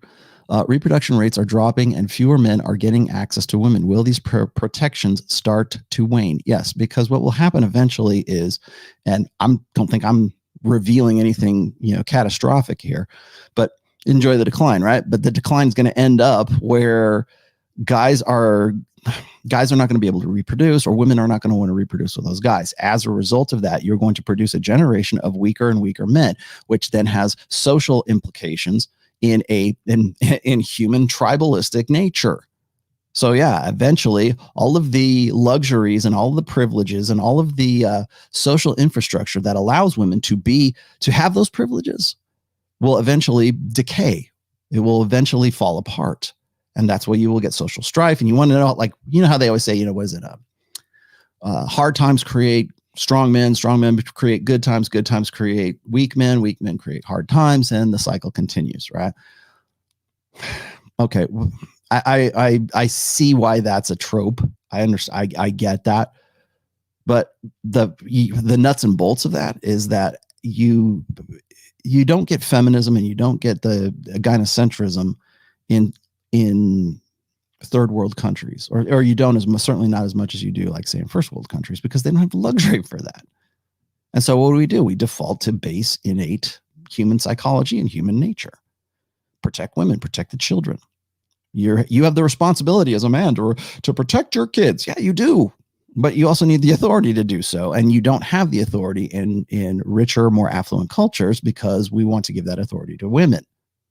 But in third world cultures, yeah, that's certainly a cultural thing, an ethnic thing, a cultural thing, national thing, tribal thing. Men should be the ones in charge, right? They should be the ones, you want to know why we have such weak government I hate to get political, but one of the reasons why we have such a weak government in the United States that we are constantly reminded of is because we elect women, overwhelmingly elect women. It's not about, like, what was it? Remember when this was the story? Andrew Cuomo got ousted, like he resigned, right? And suddenly a new woman is sworn in as governor. She's the first governor of whatever, right? And then I saw this story that says only 60% of the United states have had a female governor. I'm like, or 40%. And I'm like, well, or haven't had a female governor. That's how it was billed. Sorry, it confuses me because they monkey with the words, right? So what they're essentially saying is that 60% of the states of the United States have had or do have a female governor running the show right now. And I'm not saying correlation's not causation, but for women to say, well, we need equal representation. No, you've got over-representation, and that's not something to have to write a headline about just because she's female. Like, if gender is just a social construct, who cares who it is, right? We shouldn't even care. Now, gender is a social construct, social constructionism, right? We need to elect more women. Why would it matter? It's a construct, right? Well, who cares? Well, it does matter, because feminism has never been about equality. It's only been about retribution and restitution. And I think the beatings will continue until we decide not to elect women, or we put responsible men with authority into those positions who make the tough choices and sometimes unpopular choices.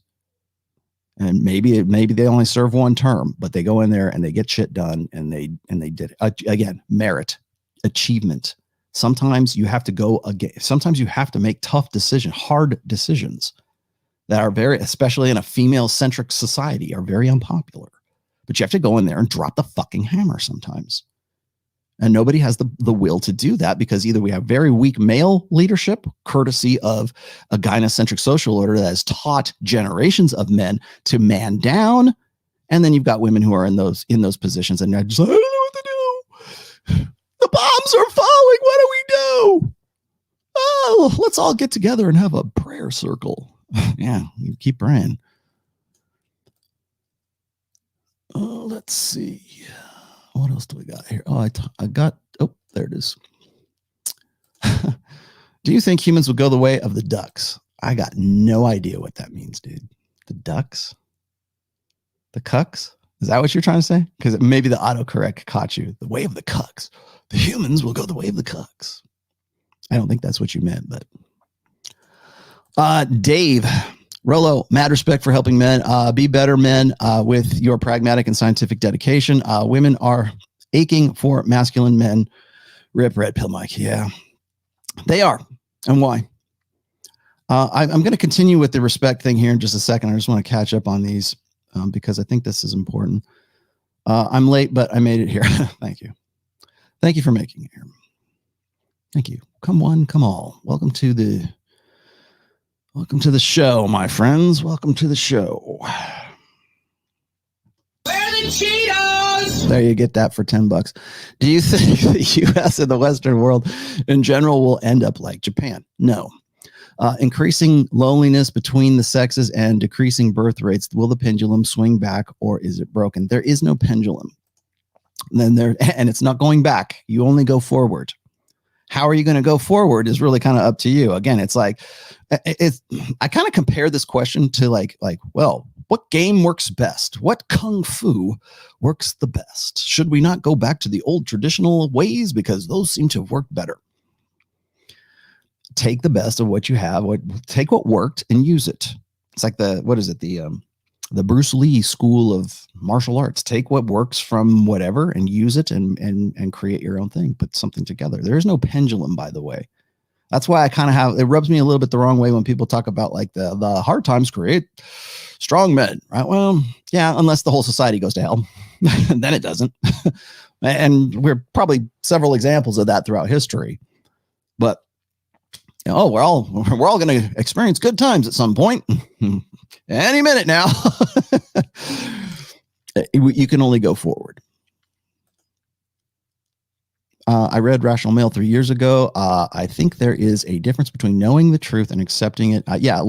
Knowing it and accepting it and putting it into practice. Theory and practice. The theoretical and the practical live in two different worlds, but you have to find some way to unite the two of those. Accepting it and still can't accept it completely. Is it all true, Rollo? Well, you tell me, man. I just work here. All I do is connect dots. All I do is present to you what I'm seeing in the way that it seems the most practical and pragmatic and logical. Sometimes I'm not saying, here's the thing. When I talk about the red pill, remember, it's not an ideology. It is not a belief set. It is not a fucking religion. It is not a cult. It is a praxeology. It is a scientific method. It is a way of, does it try to create a predictive framework? Sure. Just like a lot of other sciences do too. And that's a problem with the red pill, is that being red pill aware requires a lot of, if you're just not going to want the info bites and you really want to do something with it, build something, become respectable. You have to understand a lot of different subfields and a lot of different, related disciplines. And that's hard. I know, man, it's hard for me, man. I'm rollotomassi, man. It's tough. I got to be on top. Like I got to be a freaking neuroscience or neurosurgeon, right? I was looking, it's funny you should say it. I was looking at, like brain scans not too long. What the hell am I doing looking at brain scans? I just want to go play. I want to go rock, man. But I'm like, I got to look at this because I was recently talking about what was called the triune mind theory. Triune brain theory. And that's the basis, by the way, of instinct, emotion, and reason. And people kept saying, "Oh, is that for real? Is that bullshit?" I'm like, no, it's the triune. And I'm like, who doesn't know that? And I'm like, oh, these guys don't know that. So I went and I started looking for like infographics and things like that. So just to get the idea anyways of what, instinct, emotion, and reason and the biological realities that form the basis of that, right? That's a part of the red pill. And like most people ain't nobody got time for that. I don't even have time for that, but here I am. And so, yeah, it's tough. That's really tough. Is it all true? Well, again, it's a praxeology. It's the scientific method. We write our results and our findings down in pencil. We don't write them down in pen. So if something comes up, and I'll say, here's my disclaimer, my standard disclaimer. If you think I'm full of shit, please tell me I'm full of shit because I want to know. I want to test these ideas. And the only way I can do that is with critical inquiry, right? Talking about this stuff, having an open discourse. You want to talk about the facts. You want to talk about what is, not what should be. What is? I'm happy to have that debate. We're going to debate rollotomassi. Great. On what? You're a cult leader. That's not a debate, man. That's just like your opinion, man. No. But if you want to talk about, well, is hypergamy true? Is ovulatory shift true? Is here's some new data on mimetics. Here's a new data on something that has a relation to, to the red pill dot connecting, as it were. Yeah, come on. Like, you're invited. You're invited anytime you want. You can come right on the show. I'll put you on. I don't care who you are. Come on. You want to talk about certain aspects of it? I'm happy to discuss that. You want to talk about like what we should do? That's your channel, man. I'm not going to tell you what to do. Oh, how come you don't have any prescriptions? Yeah, goddamn right. I don't have any prescriptions. And anybody who's selling you prescriptions, that I would be very suspicious of. Oh, you guys are just hustlers and grifters. No, you know who are the best hustlers and grifters in the manosphere? They're the guys who have the prescription. Those are the guys. Everyone's selling you on like a lifestyle or how to live a better life according to whether it is or it isn't, according to like what a red pill says. Those guys are selling you a prescription. 12 rules for life is a prescription, you know? Oh, let's here's the Academy of Masculine Excellence. Is that what it is? Ryan knows what it is. Well, the Academy of this, or join my private community and we're going to teach you how to be better guys and sit around campfires and drink bad bourbon and smoke cheap cigars and we'll all be men. That's a prescription. So is it working for you? Does that prescription work? Does it align with the facts that are being presented to you? And again, the facts that are written in pencil. You tell me, man. I just work here. Rollo, thank you. Okay, and I got it. Thank you. I got that. And I'm going to continue on all day. I got to you. And what is this? What is this? I read Rational Male 3 years ago. There's a difference. Okay, yeah, okay, got to you. And I'm going to continue reading the rest of this because I will be remiss if I don't. Okay, here we go. We're getting back to respect, my friends. Okay, so we've already defined the differences between. I'll just to brush up previously on respect. Respect is one, a feeling of deep admiration for someone or something elicited by their abilities, qualities, achievements. Sounds to me like something you earn. Sounds to me like the burden of performance. You have to have high performance or do something that makes you respectable. Got it. Number 2, due regard for feelings, wishes, rights, or traditions of others. Okay, that's the always on, always due regard for feelings. And that feelings, emotion is at the head of that list for a reason. All right, so those are the two different understandings of what it is. Okay, so I already got discussed courtesy. I'm going to move on here. Women just are, men must become. This is an old manosphere maxim. I've used it many times to describe the male burden of performance. We talked about that. To be a human male is to exist in a dominance hierarchy until your last day. Men must perform. In fact, it is part of our inborn nature to want to perform for women because it is the most deductive way to solve men's reproductive problems. The fact that you see that little kid riding down the street on his BMX bike, riding wheelies, trying to get Susie's attention as she walks home from school, that's not something he learned. That's something that's innate. Showing off, trying to make yourself stand out in order to be the one that's selected. It's peacock theory, right? So again, I have done that episode. I will put that in the link so you got, or I'll put it somewhere around here. Maybe I'll drop a card or something like that. But I've done the dancing monkey episode that everybody says, oh, well, you're just dancing monkeys. Yeah, because that's the way you're wired. You're wired to be a dancing monkey. When a young boy sees a pretty girl for the first time, his natural impulse is to find a way to draw her attention. Here's my example. Ride a wheelie down the street on his bicycle or something, or some other, usually risk-taking feat to prove physical prowess and capture her attention. Most male animals do some form of this showing off to get a female interested in eventually breeding with him. The PUA concept of peacocking and why it's effective finds its root in this dynamic. Call that being a dancing monkey if you like, but performance comes naturally to men. Competence. Competence, physical prowess, creative intelligence, dominance, social proof, and pre-selection are the metric by which we rate a man's respectability.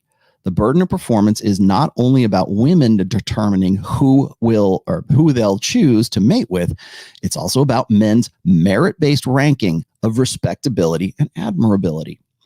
This applies to all social interactions, family, career, military, athletics. It is a feeling of deep admiration for someone or something elicited by their abilities, qualities, or achievements. That's directly from the definition. That makes a man respectable.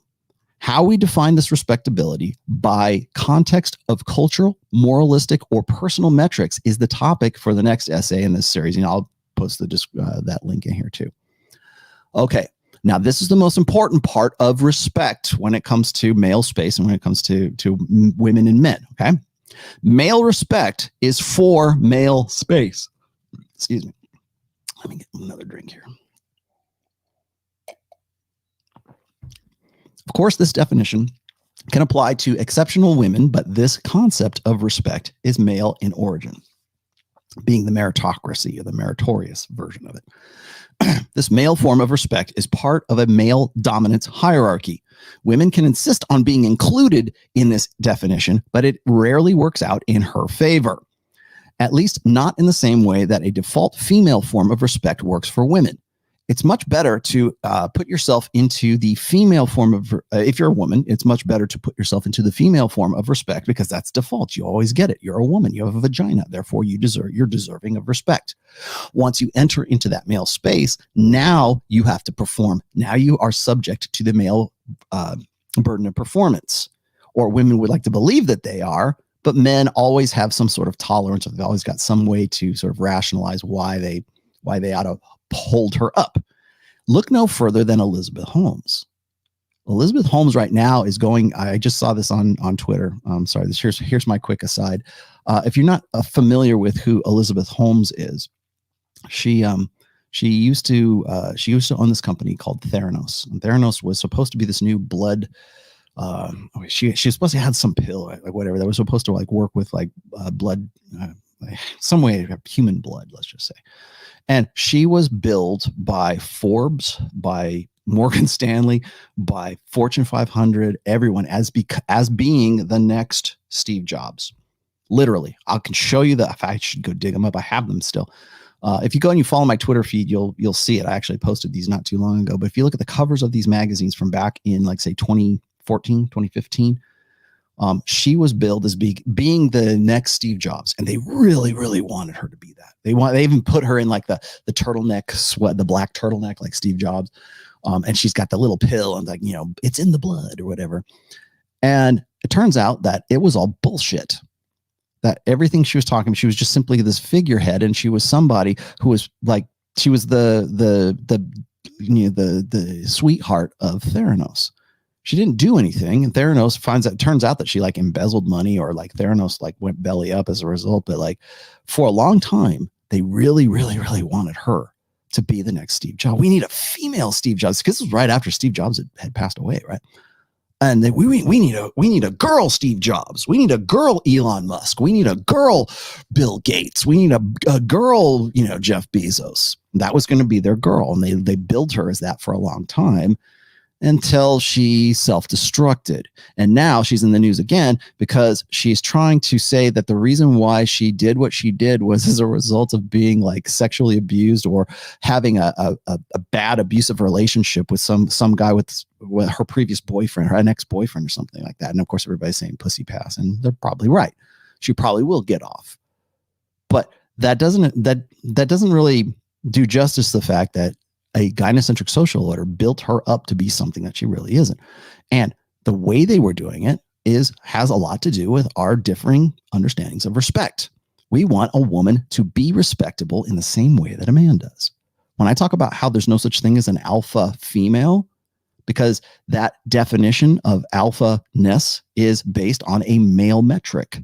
So when a woman says, I'm a boss bitch and I make my own money and I do, first of all, most women who are in like the top 10 richest women in the world right now earn their money either through divorce or through an inheritance. Either their husband died or their father died. His family money. All of them, all 10, every last one of them. None of them built it from the ground up. None of them entered into that male space and said, you know what? I'm going to be the richest bitch in the world. None of them. Now they are billed constantly, just like they used to bill, just like the popular concept of Elizabeth Holmes and Theranos, all that. Well, maybe some of them actually have done something, but they're never going to be as respectable as a guy who busted his ass, started from scratch, entrepreneur guy, and now he's flying, spaceships to the moon. That's never going to happen for that woman unless she can do that, because she has to start from it's the hero's journey, right? Men must become. That respectability for that woman is given to her in a male perspective, in a male metric. So whenever a woman says to me, oh, I'm an alpha female. No, you're not. First of all, you probably haven't done nearly as much as the alpha males that you know, the quote unquote alpha males, however you're defining that. But the reason why you think that is because enough guys have given you this default respect in a male context. Elizabeth Holmes should never have been respected as the next Steve Jobs. She didn't earn it. She didn't do anything. And clearly when she implodes, we don't talk about it. Suddenly sweep it under the carpet, or it was because of her abusive ex, and now I'm going to get out of jail time for that. And you're in a male space. You didn't earn it. And even if you did earn it, you would still have to earn it in the same way that a man would, meaning start from scratch and build it up. I'm not saying all guys are like super rich because of that. So there's clearly guys who took over a company and that's where they're at, right? Got it. Understood. But when we're talking about a merit-based understanding of what respect is, when you put women into that male space and then you just give them that default male respect because they presume an achievement that you really didn't have, you turn that woman into what's called a Mary Sue. That's how you get like Rey from Star Wars, right? It's no hero's journey. She just knew how to use a lightsaber. That's a perfect example, a perfect analogy of women going into a male space and men and women who happen to be out there already, giving that woman a default sense of male respect for achievements that she never really had. So now that woman, not only does she have the default respect for like the female form of respect, that's a given because you have a vagina, so therefore you are. But then she's also a tough boss bitch because she's an alpha male. An alpha male with a vagina, but an alpha female, really. She's Sheryl Sandberg. Sheryl Sandberg did not create Facebook. Mackenzie Bezos did not create Amazon as much as people want to say that she is. Okay. So what they're doing is they're giving women a default form of male respect without ever having earned it. That is a very cheap form of respect. And that's what we're going to talk about next. What respect is valuable. So let's keep going here. You want me to put this up? I will. Okay. Okay, so here we go. One reason women and the feminine imperative insists on assimilating male spaces is in order to restructure it to have access to this male form of respectability. Ergo, you get a Elizabeth Holmes story. Let me throw this on here. Actually, are you guys reading along with me? You want to put this up? Okay, I'll put that there. Okay, the problem is that in restructuring that space to accommodate their deficits, women fundamentally alter the nature of that male form of respect. So now that meritocracy, that meritorious version of respect becomes cheapened because that woman goes in there and we're happy to have some respect, Elizabeth Holmes, have some respect, Sheryl Sandberg, have some male respect. You earned it, girl, you go.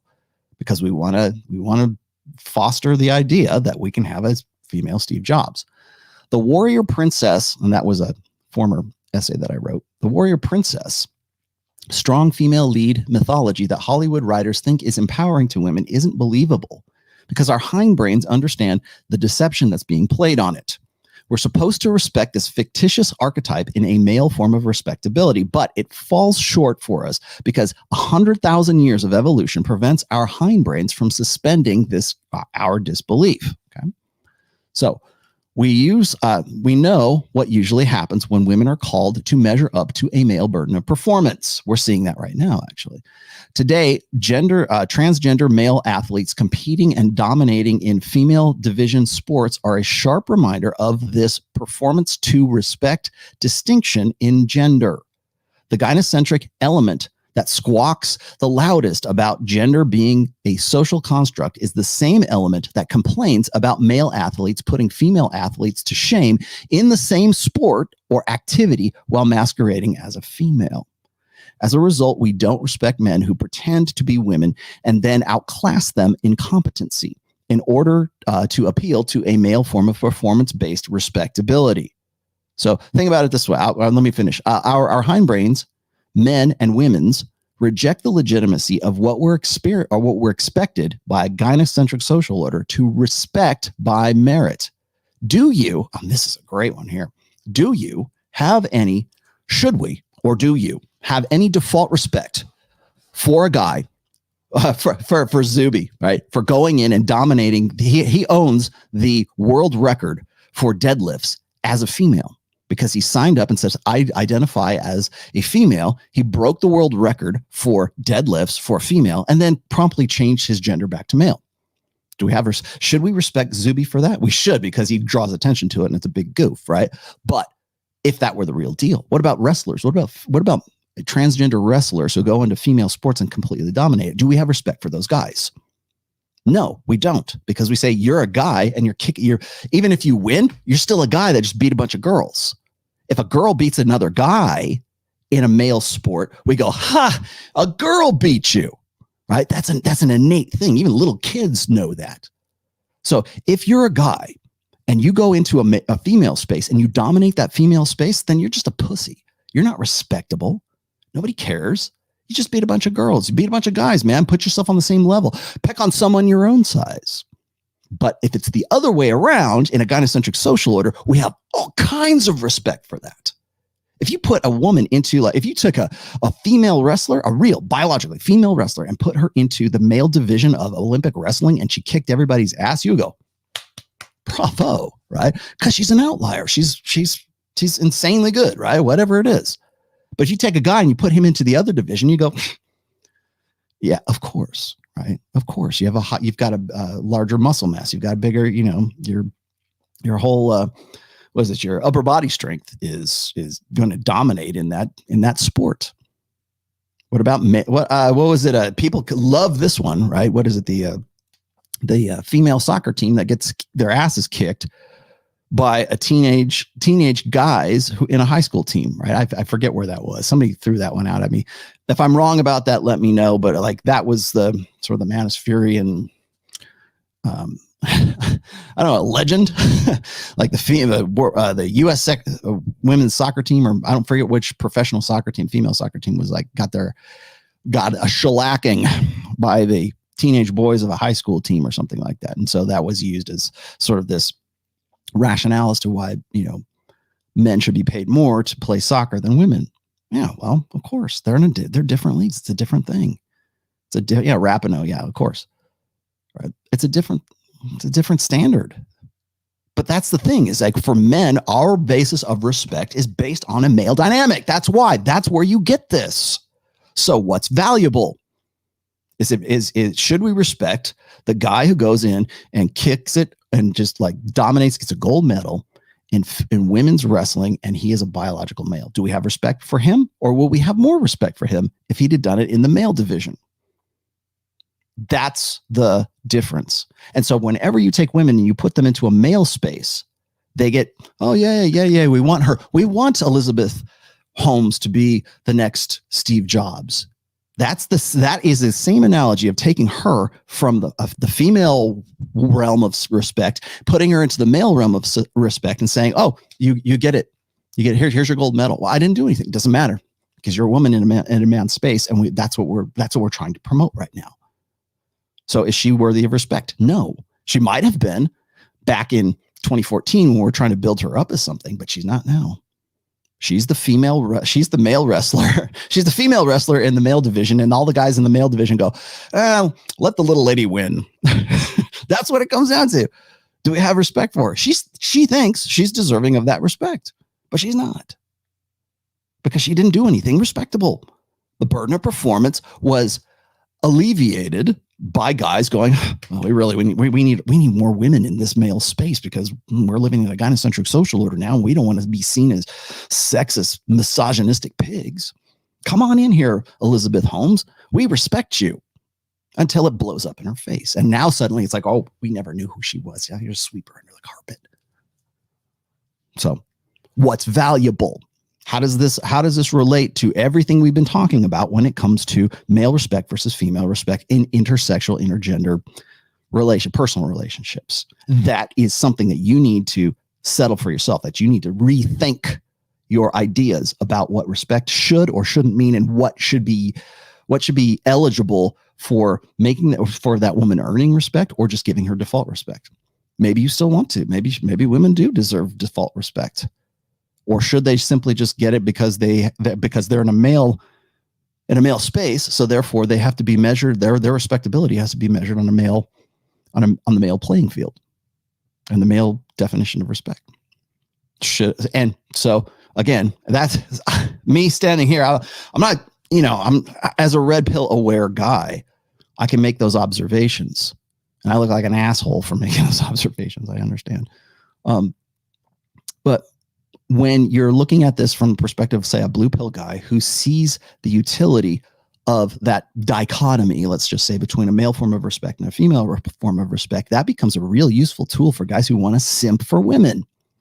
Oh, you deserve it. Yeah, you deserve respect. And anybody who doesn't respect you, they don't deserve respect. Or they're not high value guys for not recognizing your respect. Okay. But what definition are we using? Are we using the male definition or are we using the female definition? And if that's the case, then should I be shamed for holding you from one standard to another standard? And if that's the case also, then are you not simping for that woman because you want to, and it doesn't even have to be that particular woman. It could be any woman in earshot. That's what blue pill white knights do. That's why you want to know why the internet and social media is chock full of blue pill white knights, because it's never been more efficient for guys to hey, I'm for women's rights. Hey, that's how you get that TikTok video I was telling you about before. All those kids go on there and going, I respect women. I respect women. I respect them more than you. No, I do. And it's back and forth like, oh, good boy. And all you're doing is cheapening respect. Whatever is easily gained is never valued. So if we're going to go and we're going to say, okay, well, Elizabeth Holmes should be respected because she's the CEO of Theranos. She doesn't do anything. We just give it to her because really we want her there. But does that not then cheapen, especially now in 2021, when she's probably hopefully going to go to jail as a result of her actions? Does that not cheapen the idea of respect in its entirety? Because so many guys were ready to just make it rain with respect. Here's some respect, Yeah, whatever is easily had loses value. So when guys go, and I said this when I saw this, the TikTok videos, I'm like, these kids who are going up there going, I respect women, you're just cheap. Nobody cares. It's cheap. It's like attention, right? Women value attention from guys, but they value attention from other guys more than others. There's higher values, or there's higher value denominations, I guess, of attention. The same thing applies to respect. So if a guy goes and says, hey, I'd never do it to you. I respect you. I respect you. I respect you. And if it's too easily gotten, anything really, but in this case, we're talking about respect, but anything that's too easily gotten, it loses value. It's cheap. Anybody gives you, it's expected. Yeah. You're supposed to respect her.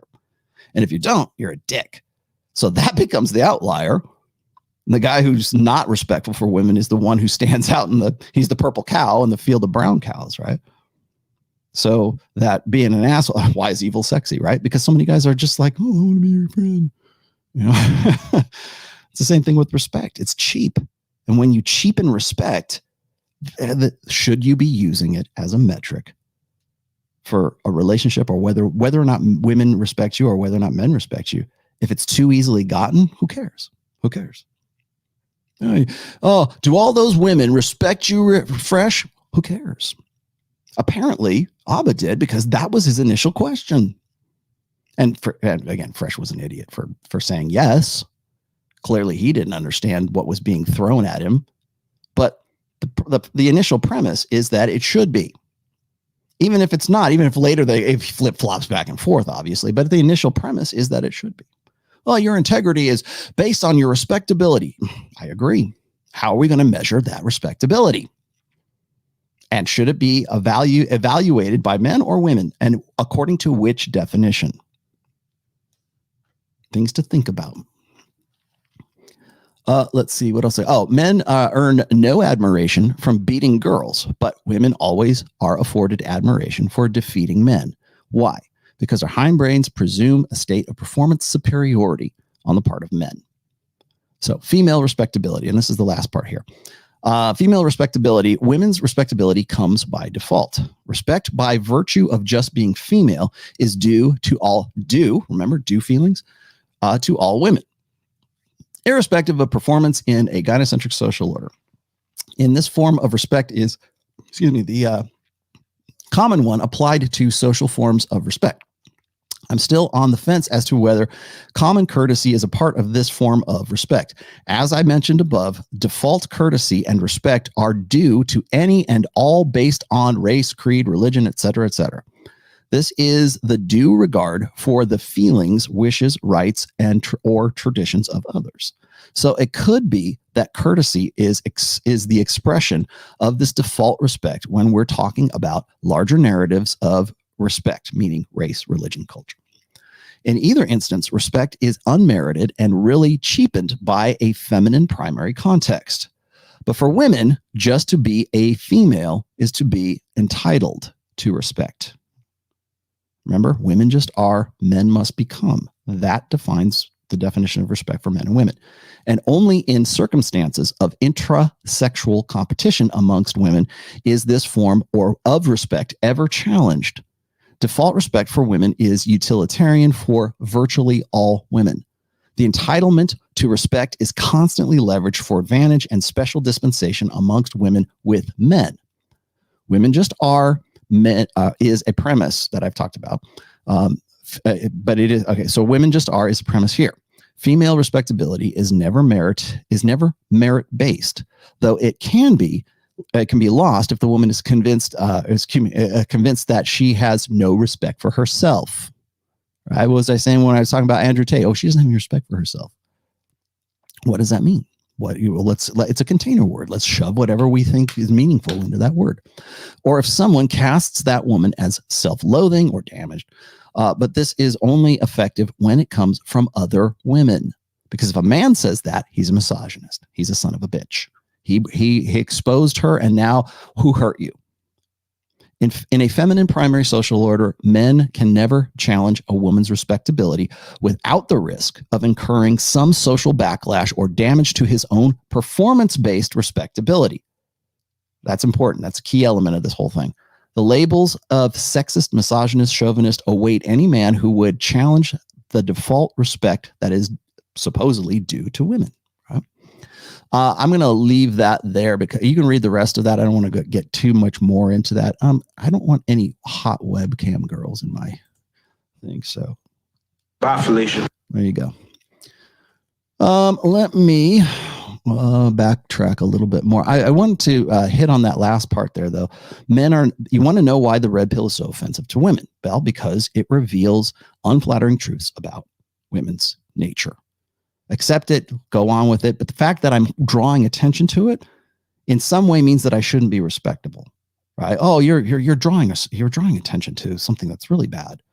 Oh, don't you think that these guys you're gonna radicalize incels, Rollo? No, I'm not. They're already fucked up in the head already. Whether I say it or I don't is kind of immaterial to their argument. But if I go and I make, or anybody for that matter, makes any kind of observation that is unflattering to the female nature, then you become less respectable as a guy. In fact, in some cases, you're just simply an asshole, or you're a misogynist, or you're who hurt you. We don't have any counter argument. Who hurt you? Let's take a rational argument and turn it into an emotional argument. Who hurt you? Presume the point. That's all bad. You want to talk about bad debating techniques? That's amongst them all, right? Presuming the point, presuming you're right, and trying to diffuse the whole situation as a result. But again, it goes back to should a female wrestler be applauded for winning a male division sport, or should a male wrestler be applauded for winning in a female dominated sport? Who gets the most respect? The same thing applies when you are a guy and you are leaning over into girl world and pointing out some inconsistencies, some sacred cows, right? You're an iconoclast. You're like, well, women are like this. They're all, they say that they're like this. They're looking for a right. The guy he's the good guy. He's a Superman. And you point that out. You point out that they're not, or maybe they're looking for that at a different time in their lives. And you point out the duplicity and you point out the inconsistencies, and suddenly you're being judgmental. And that's where I'm going to end all of this right now. And I've been on record talking about judgmentalism, but judgmentalism is, I think, goes hand in hand. It's kind of intimately connected with emotionalism. And if you've read my fourth book, and by the way, the fourth book is going to be released on Audible in the very beginning of September. There's your announcement. It's coming. Don't at me, man. So it will be this month. Promise. Swear to God. Cross my heart and hope to die. Okay. It will be this month. But in that book, I talk about emotionalism being sort of the religion of this age, and has been really for a while. Like I would say even as far back as like the mid 90s. Emotionalism and prioritizing the experiences of women as the only correct way of experiencing the world, or even biological realities be damned, evo psych be damned, men's nature be damned. If they can't fit into a female mold, then they are deficient. They're defective girls, right? And how did we get there? We got there because of emotionalism, and we got there because of quote unquote judgmentalism. And that is a very useful tool that is also linked to our understanding of respect. So when we talk about judgmentalism, I got this question earlier on at the beginning of the show about, is this a get out of jail free card? Yeah, it kind of is. At least the dichotomy between men's understanding of respectability and women's understanding of a default respect. Women will always look for men who perform the best, right? Is he respectable? Women want to get with a guy who other men want to be and other women want to bang. Now, the first part of that is other men want to be. That's respectability. You've done some great things. I wish I could do that. I wish I could be a guitar hero on stage playing in front of 10,000 people, right? I wish I could, spike the ball at the end of at the end zone and score a touchdown for a major NFL team, right? I wish I could do that. Probably not going to do. I'm not going to do that.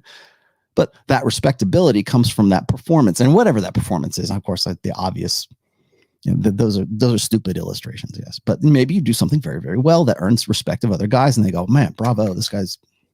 If you have a cure for cancer, you're respectable, right? Again, that respectability, according to women, might be great, might not. It just depends on what your achievements are. Now, you can be the greatest World of Warcraft player in the world. Maybe you get a little respect for that, but not as much as if you cure cancer. So that respectability is then interlinked with judgmentalism. So for women, for example, if I were to do this, like if I were to go on a big public stage and say talk about what I just said about Elizabeth Holmes and Theranos, like you guys are idiots for ever having made her respectable in the first place. Me saying that earns me who hurt you. Me pointing that out makes me a son of a bitch. It makes me a misogynist.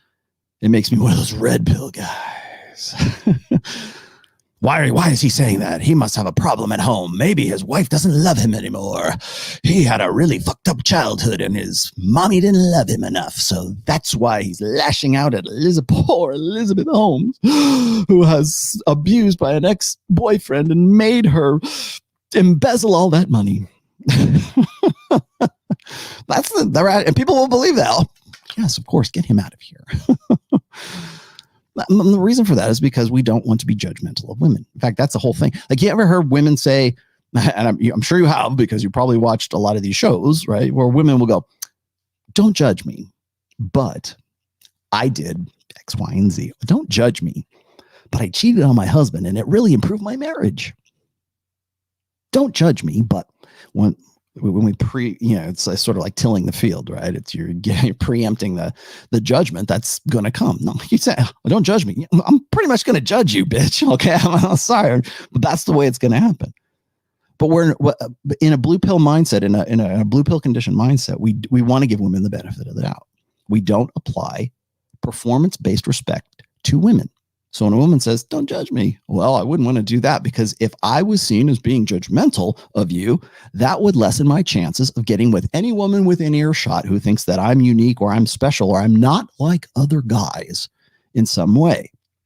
So we have a higher tolerance for that.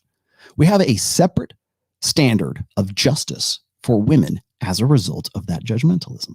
The presumption that women are innately, it's funny, is when it comes to justice, when it comes to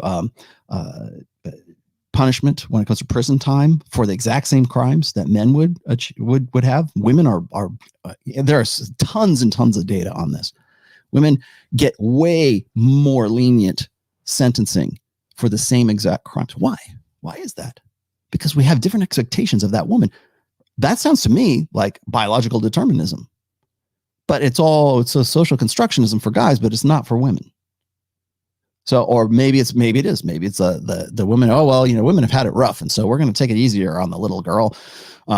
She's only going to get 4 years instead of 10 years because we would have give that to a guy. So she's a woman. Let's, 60% off for the vagina discount on your prison sentencing, right?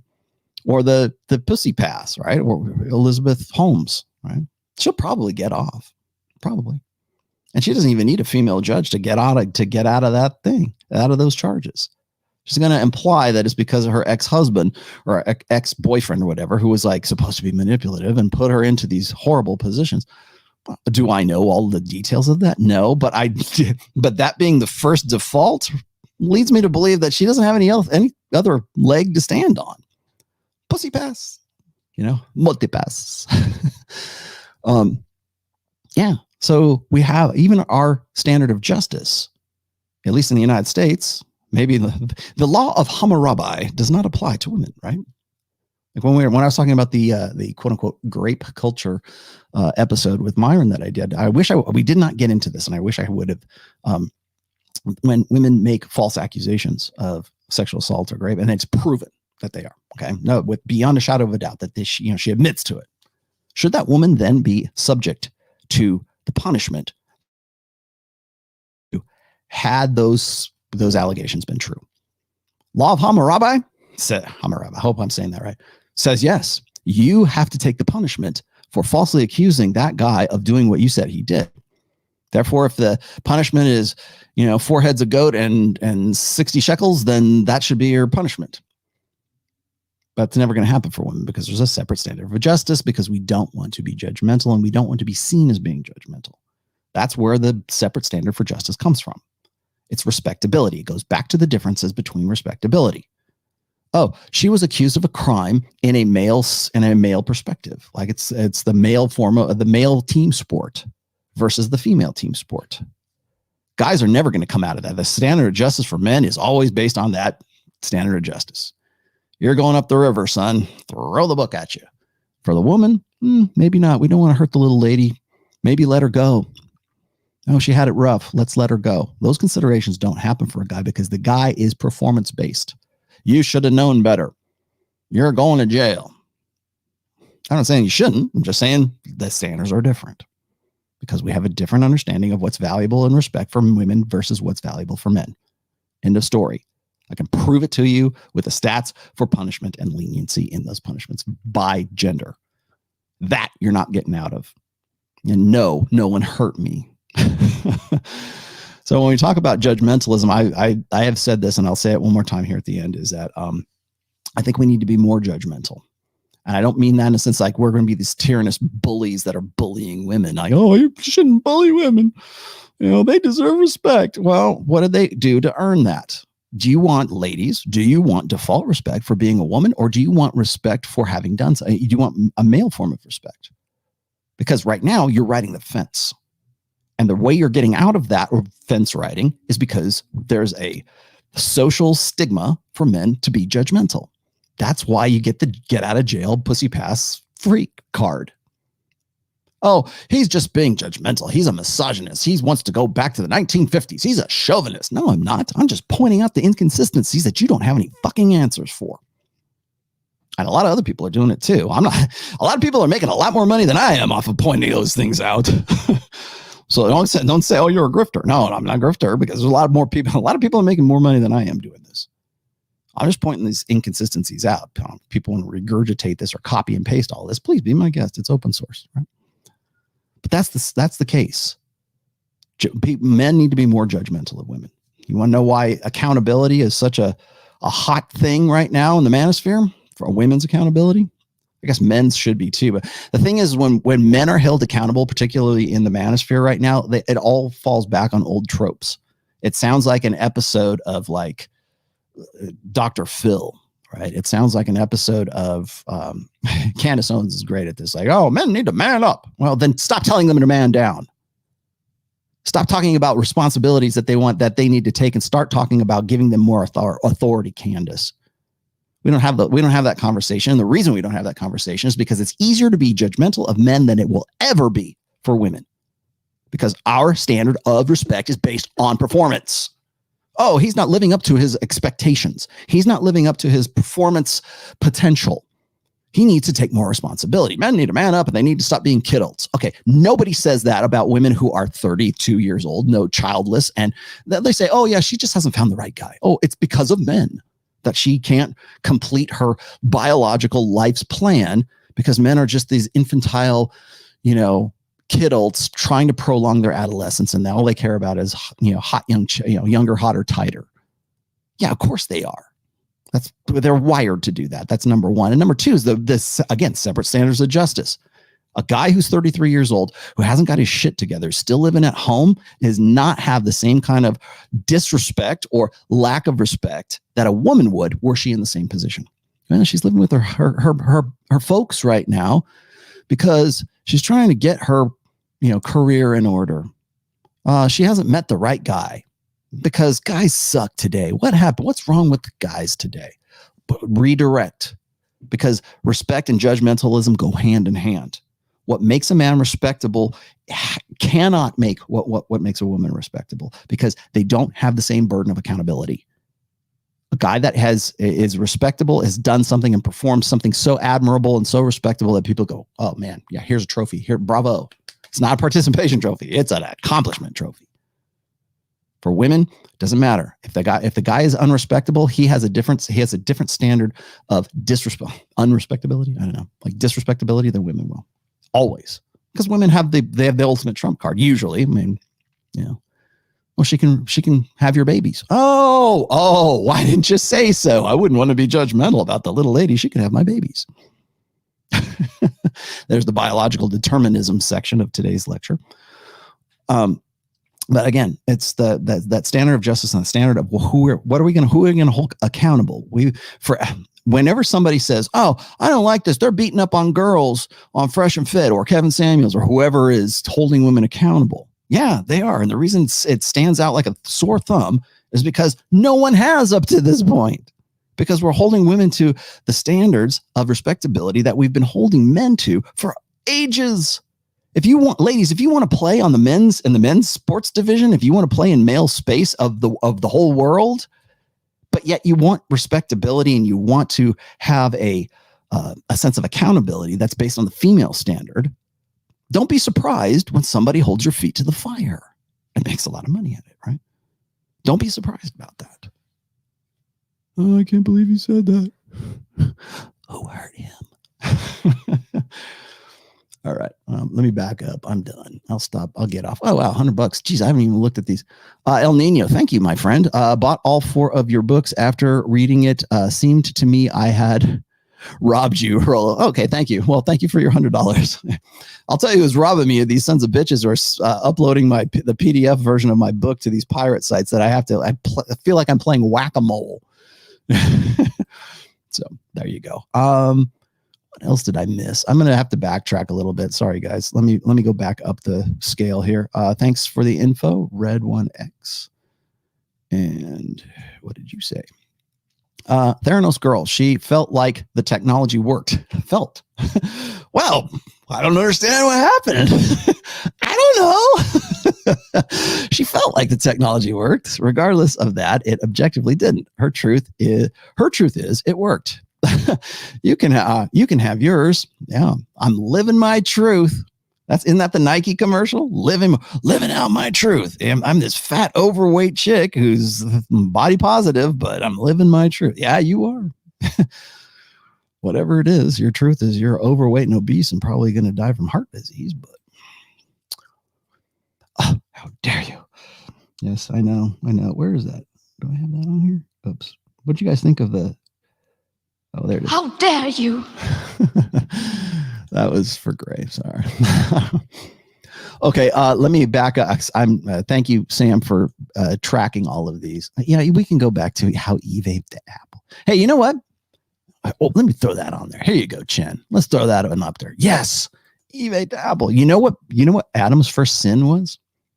It wasn't disobeying. It wasn't disobeying God. It wasn't eating the apple. It was listening to the woman. That's what it was. Because you've listened to the woman and eaten the apple that I told you not to. That's the first thing.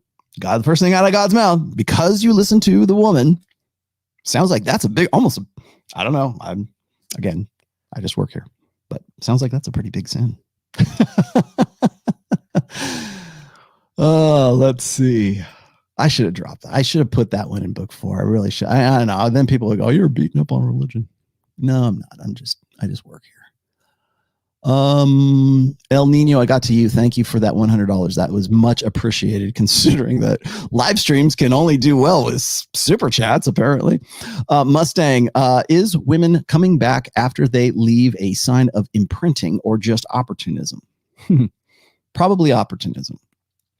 Also, thanks, Rollo. These streams, your books, the Rule Zero guys have kept me sane this year. It's been tough. Respect. Good. Thank you. Well, hey, I did something worthy of respect. Maybe the guys in Rule Zero did too. Maybe go over and appreciate some of those guys too.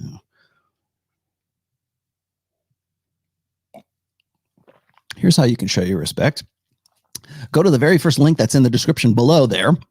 And click on that, and don't get the free program. Get the dark pass, which is registration closes tomorrow at midnight Pacific time. I don't know what the time frame is, but you've only got about 48 hours left if you want to get in on that. I realize it's a good value for what it is. So go have a look at that. I've already done the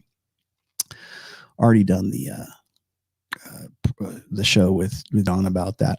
So Mustang, here's the deal. When women come back after a while, usually it's because something didn't pan out. Remember, God, I get myself into trouble when I talk about this, but I'll do it anyways. I was talking to Lauren Southern, and that's on Twitch, by the way, on her Twitch channel. If you're looking for that, and I know a lot of you guys are, I'm just gonna make the announcement now. If you want to go watch that, go over to Lauren Southern's Twitch channel. It's right there.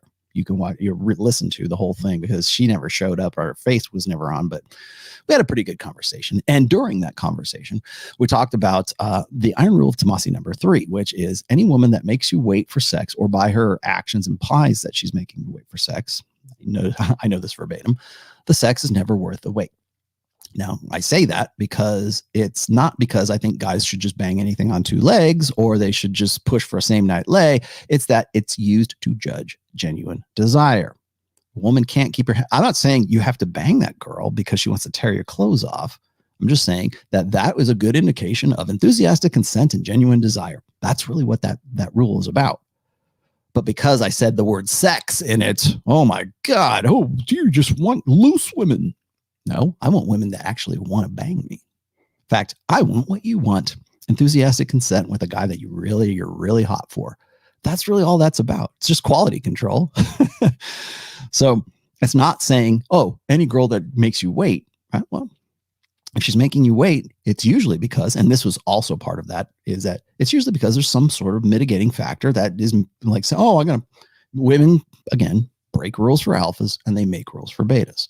Now, she comes back and says, oh, I'm sorry. Hey, what are you doing? How you doing? Right. 6 months later, after you just sort of written her off and she comes back, it's usually because she goes, well, I don't have anything else going on for me. And good old Mustang was, he seemed like he was my best option. So I wonder if that door is still open. So yes, probably opportunistic. Remember, women approach love from the position of opportunism. That's not a bad word. It just is a pragmatic word. It's practical. Women do not allow themselves to emotionally invest in men that do not at least check off some of the 436 bullet point checklist that Royce talks about, the prerequisites. Algebra. Oh, geez, numbers are hard. Men's bell curve will soon shift to women's, i.e. more meat towards the center. Bonobos versus ape world. Oh, thank you for that. Where are you picking that up from? But I like it. Here. Okay, this is completely, I'm not shilling for anybody. I love this dude. Book suggestions. Go read The Ape Who Understood the Ape That Understood the Universe by Steve Stewart Williams. I made that suggestion to Rich. I hope, Rich, if you watch this, read that book. It's really good. It's as good as, I think anyways, it's as good as Alpha God, and in a different way, but it's that kind of eye-opening degree of book. But yeah, really good book. El Nino bought all your, okay, I already got to you. Yeah. 1985 gave me $5. Thank you. Algebra again, bell curve got to you. You want me to read this one? I love Rollo. This is from Keen Dietrich. It says, I love Rollo. He elevates my mind to the level even after all this fire content. He takes concepts to a higher totem of logic. Higher totem of logic. Here's the totem. You know what that is? You know what this is? That's my flex. That's my McLaren. I don't buy expensive car. I don't buy muscle cars. I would love to buy a muscle car, but I don't buy McLarens. I buy like way too expensive guitars is what I do. That's my flex. Would you like to have a tour around the studio? He takes concepts. The totem of logic. I'm shocked at how my mind improves when I listen to him. Thank you. Zach Redpiller. Follow-up. This is to his other one. Female ducks. Oh, it was ducks. You're actually referring to ducks. Okay. Are so selective. Grape is almost the only viable option for male ducks. You should look into their mating. Okay. I don't have to, because I have read The Ape That Understood the Universe. Okay. There are actually there's insects, by the way, who evolve appendages, let's just say little claws, that have no other purpose than to forcibly copulate with the female. They're basically, evolution has wired the male of that particular insect to grape, for lack of a better term. But that's just how they do it, right? There's a lot of other animals, even higher order mammals that do exactly the same thing. They force copulation. They have to, because if they don't, because they are selected. But if they don't survive, and the species doesn't survive. And that's one of the ugliest truths about reproduction and sexual selection. Is it right? No. Remember, that's the naturalistic fallacy. Just because something's natural does not necessarily make it good. It's a violation. I can't believe he's endorsing grape. No, I'm not. I'm just saying that it is a sexual strategy that has been around for a very long time. And in not just our species, lots of other species as well. Why is it that the incidence of grape increases during wartime? Just men are just being brutes now, because those men realize on some level of consciousness they're probably going to die. So if I can pass on my alleles before I die, then, mission accomplished, right? I reproduce. That's my biological imperative. Oh, that's horrible. Yeah, it is. It's absolutely horrible. But from a practical sense, from a pragmatic sense, that's why it exists. That's why men resort to that. They want to get off too, sure. Maybe they want to defeat the morale of the enemy, women. Okay, yeah, you can make that case too. But like from that might be the proximate cause, but the ultimate cause is reproduction, because I'm going to die and this is the only way I can do it. There you go. Sorry, not sorry. Oh yeah, $4.99. Thank you. Ron the Real One. My wife said that men are more, I'm actually reading ones that aren't actual super chats. Sorry. My wife said that men are more privileged than women because men rule the world. This is a man's world. What are your thoughts? My thoughts are this. All you have to do is go and look at the amount of gender, the power shift that has taken place since the sexual revolution, since right around 1965. We live in a gynocentric social order, and there are so many illustrations that we do that it's like I would go insane giving you how many there actually are. Right? Here's the most recent one. You want to know how we don't live in a man's world and we live in a woman's world, or we prioritize women's imperatives above that of men? Just go look at Afghanistan right now. Look at the United States pulling out of Afghanistan, leaving billions, actually, of dollars. Somebody was saying that there's like big stacks of cash there, and I don't know if those videos are right or not, but we are definitely leaving billions in military hardware. We definitely have been in a 20-year-long war through 4 presidencies. We have lost God knows how many what's the human life catastrophe, death toll. The death toll is catastrophic, right? That we have the weakest president in the world who essentially just decided to up and screw the pooch on this whole thing. Who knows if it was deliberate or not, but I'm not, whatever, you connect the dots. Look at the humanitarian crisis. Look at the, look at everything that's going on as a result of that. And you know what the first fucking concern that, let's see, that bitch in New Zealand, the prime minister of New Zealand. Oh, we need China and Russia to make sure that the rights and the safety of women are at the forefront of everything they do.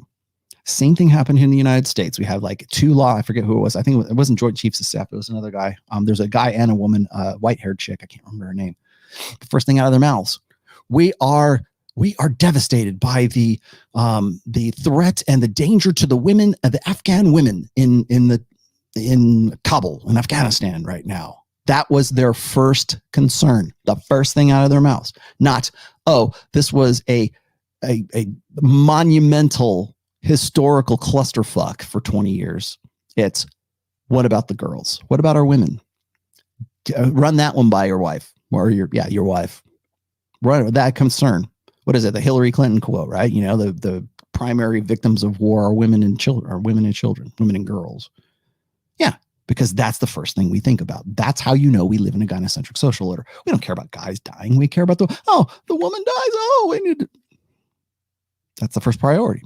That's the first thing out of their mouth. Even when Ruth Bader Ginsburg died, right? It wasn't, oh, Ruth Bader Ginsburg died. That's horrible. No, you know what it was? Oh my God, they're gonna repeal Roe v. Wade. That was the thing. There's your gynocentric social order. Every so often they come up. All you gotta do is be aware. You put your red pill lens on, you'll see it everywhere. JPB said Theranos girl felt. Okay, so I got to you. That was a good one, actually, by the way. I should almost want to repeat that. Red 1X, thank you. Sancho Bohemian, better to finish halfway. Thanks for finishing last. Glad I turned myself around because good guys do finish last. Learn to admit your old simp ways. Thank you. Or learn to recognize simps trying to take you down as a result of their simping. Never underestimate the efforts simps and blue pill chumps will go to drag down a guy who reminds them of their failure with women. There you go. How do you like that? There's your quick quote for today. Spartacus, respecting all the OGs. Thank you. Saudi Twayer says, can you please answer my super chat? I think I did, didn't I? How to up your game when you stagnate in results. Saudi Wayer, where would you go? I don't see you in here. Did I miss him? I don't see Saudi Wayer anywhere. Sorry, my bad. I don't know what you said, my friend. Sanji, hi Sanji. How to up your game when you stagnate in results? Keep at it. Keep going. How do you up your game? I don't know. What's stagnating your results? I mean, okay, how much do I need to be deductive for you? That's kind of an open-ended question. It's hard for me to tell you, Sanji. But if you would like to book a private counseling session, I'll be happy to entertain you. Also, I did the very first was a week before last. I did the very first. Patreon group session with just two guys. So if you want to get in on the group session, they are a $200 tier, $200 per month. And about the middle of every month, I do a Zoom call for everybody who's on that tier. And if you want to talk to me personally, if you have something that you want to get off your chest, if there's you want my personal counseling on that, and you're okay with being in a group of guys, that's probably the best way for you to go about it. I do personal counseling, and I will. You got to hit me up in an email for that. It is rtrationalmail@gmail.com. That's also in the description. It's in the description of everyone. So if you want a personal counseling thing to schedule, I will send you my policy email, and you can agree to that, and then we can get started if that's what you want to do. It tells you about pricing and everything else. So there you go. Sancho Bohemian. I like that. Even better. I'm always wearing my red glasses. There you go. Oh, thank you. I'm glad you got something. All right. There we go. I'm probably going to go over to Donovan Sharp's channel right now because I hear he has Kevin Savo over there. So I might go over there and sort of lurk for a little bit and see what's going on. But thank you guys for watching. I'm going to cut it off here at 2.5 hours. I don't want to go too much further. Hopefully there's some good stuff that we can sort of pull out as clips of this whole thing. Hope I wasn't too verbose in this. I don't think I was. I think I was pretty much coherent and on my game this whole time. But those are some things to think about. Just sum everything up in conclusion. And now I'm giving you the exit speech, so everybody can just click out right now. And you are. But keep that in mind. Bear in mind the difference between women's understanding of what respect is and men's understanding of respect is, and understand like you can pretty much expect how women are going to react when it comes to, I expect women to be, or trust women to do what women will do. It's not so much about like, well, women need to either pick a side. They need to either pick the merit-based or they need to pick the sort of egalitarian-based, the female way of respect. And then they need to just decide and just go with it. Not going to happen because women are opportunistic, right? In a good or neutral way, right? What you need to be worried about, or what you need to be more concerned about, is not so much how women are going to interpret respect, but how men will use both terms, both sides of respect, to in some way drag you down, to shame you, to qualify you, to build their merit, or they will build their straw men off of you and your personality and everything you are. They will rebuild your integrity according to whatever form of respect they think you ought to recognize. So if you don't respect women, you just don't respect women. Everybody's supposed to respect women. It's just a default courtesy. It's due feelings, due respect for feelings, right? Or is it, well, what have you done to merit women's respect in the first place? That's the male version of it. Be aware of when that's being used against you and call that shit out. Because you want to identify grifters. That's an easy way to do it. You want to identify blue pill white knights. You want to identify chumps and simps in your life. That's easy. Look, are they vacillating between one form of respect or the other? And are they trying to build up your, like, what your integrity ought to be accordingly? Keep that in mind, man. That should be part of your red pill lens. So that's all I got for you today. Go over and check out Donovan. I know Kevin Savo's on there right now, and I think I'm going to head over myself. So there you go. What'd you say? Feminism is not about equality, but about the battle for women's rights and interests. A man needs meninism to counterbalance. No, actually, feminism has never been about equality. I agree with that part, but it has been about retribution and restitution. It has been about a power dynamic, a power grab. And yes, in that case, whatever meninism, whatever the hell we're calling it right now. Yeah, sure. Whatever floats your boat, man. All right. I'll see you guys later. I will be back on for a short form video on Wednesday. See you later. Oh, go get the dark pass. Here's why you should get the dark pass. Because I'm going to lurk in those Zoom calls. You never know which one I'm going to be in. You'll probably figure out which ones. I got to look at the titles and you'll figure out which ones I'll probably be lurking in. But I'm not doing the talks, and I'm doing this because I don't want to like upstage any of the guys who are actually doing the workshops for John. But I will be lurking in some of those Zoom calls. I'll let you guys figure out which one I'm in. So there you go. Get the dark pass. Really. Registration closes tomorrow. So see you. Bye, Felicia.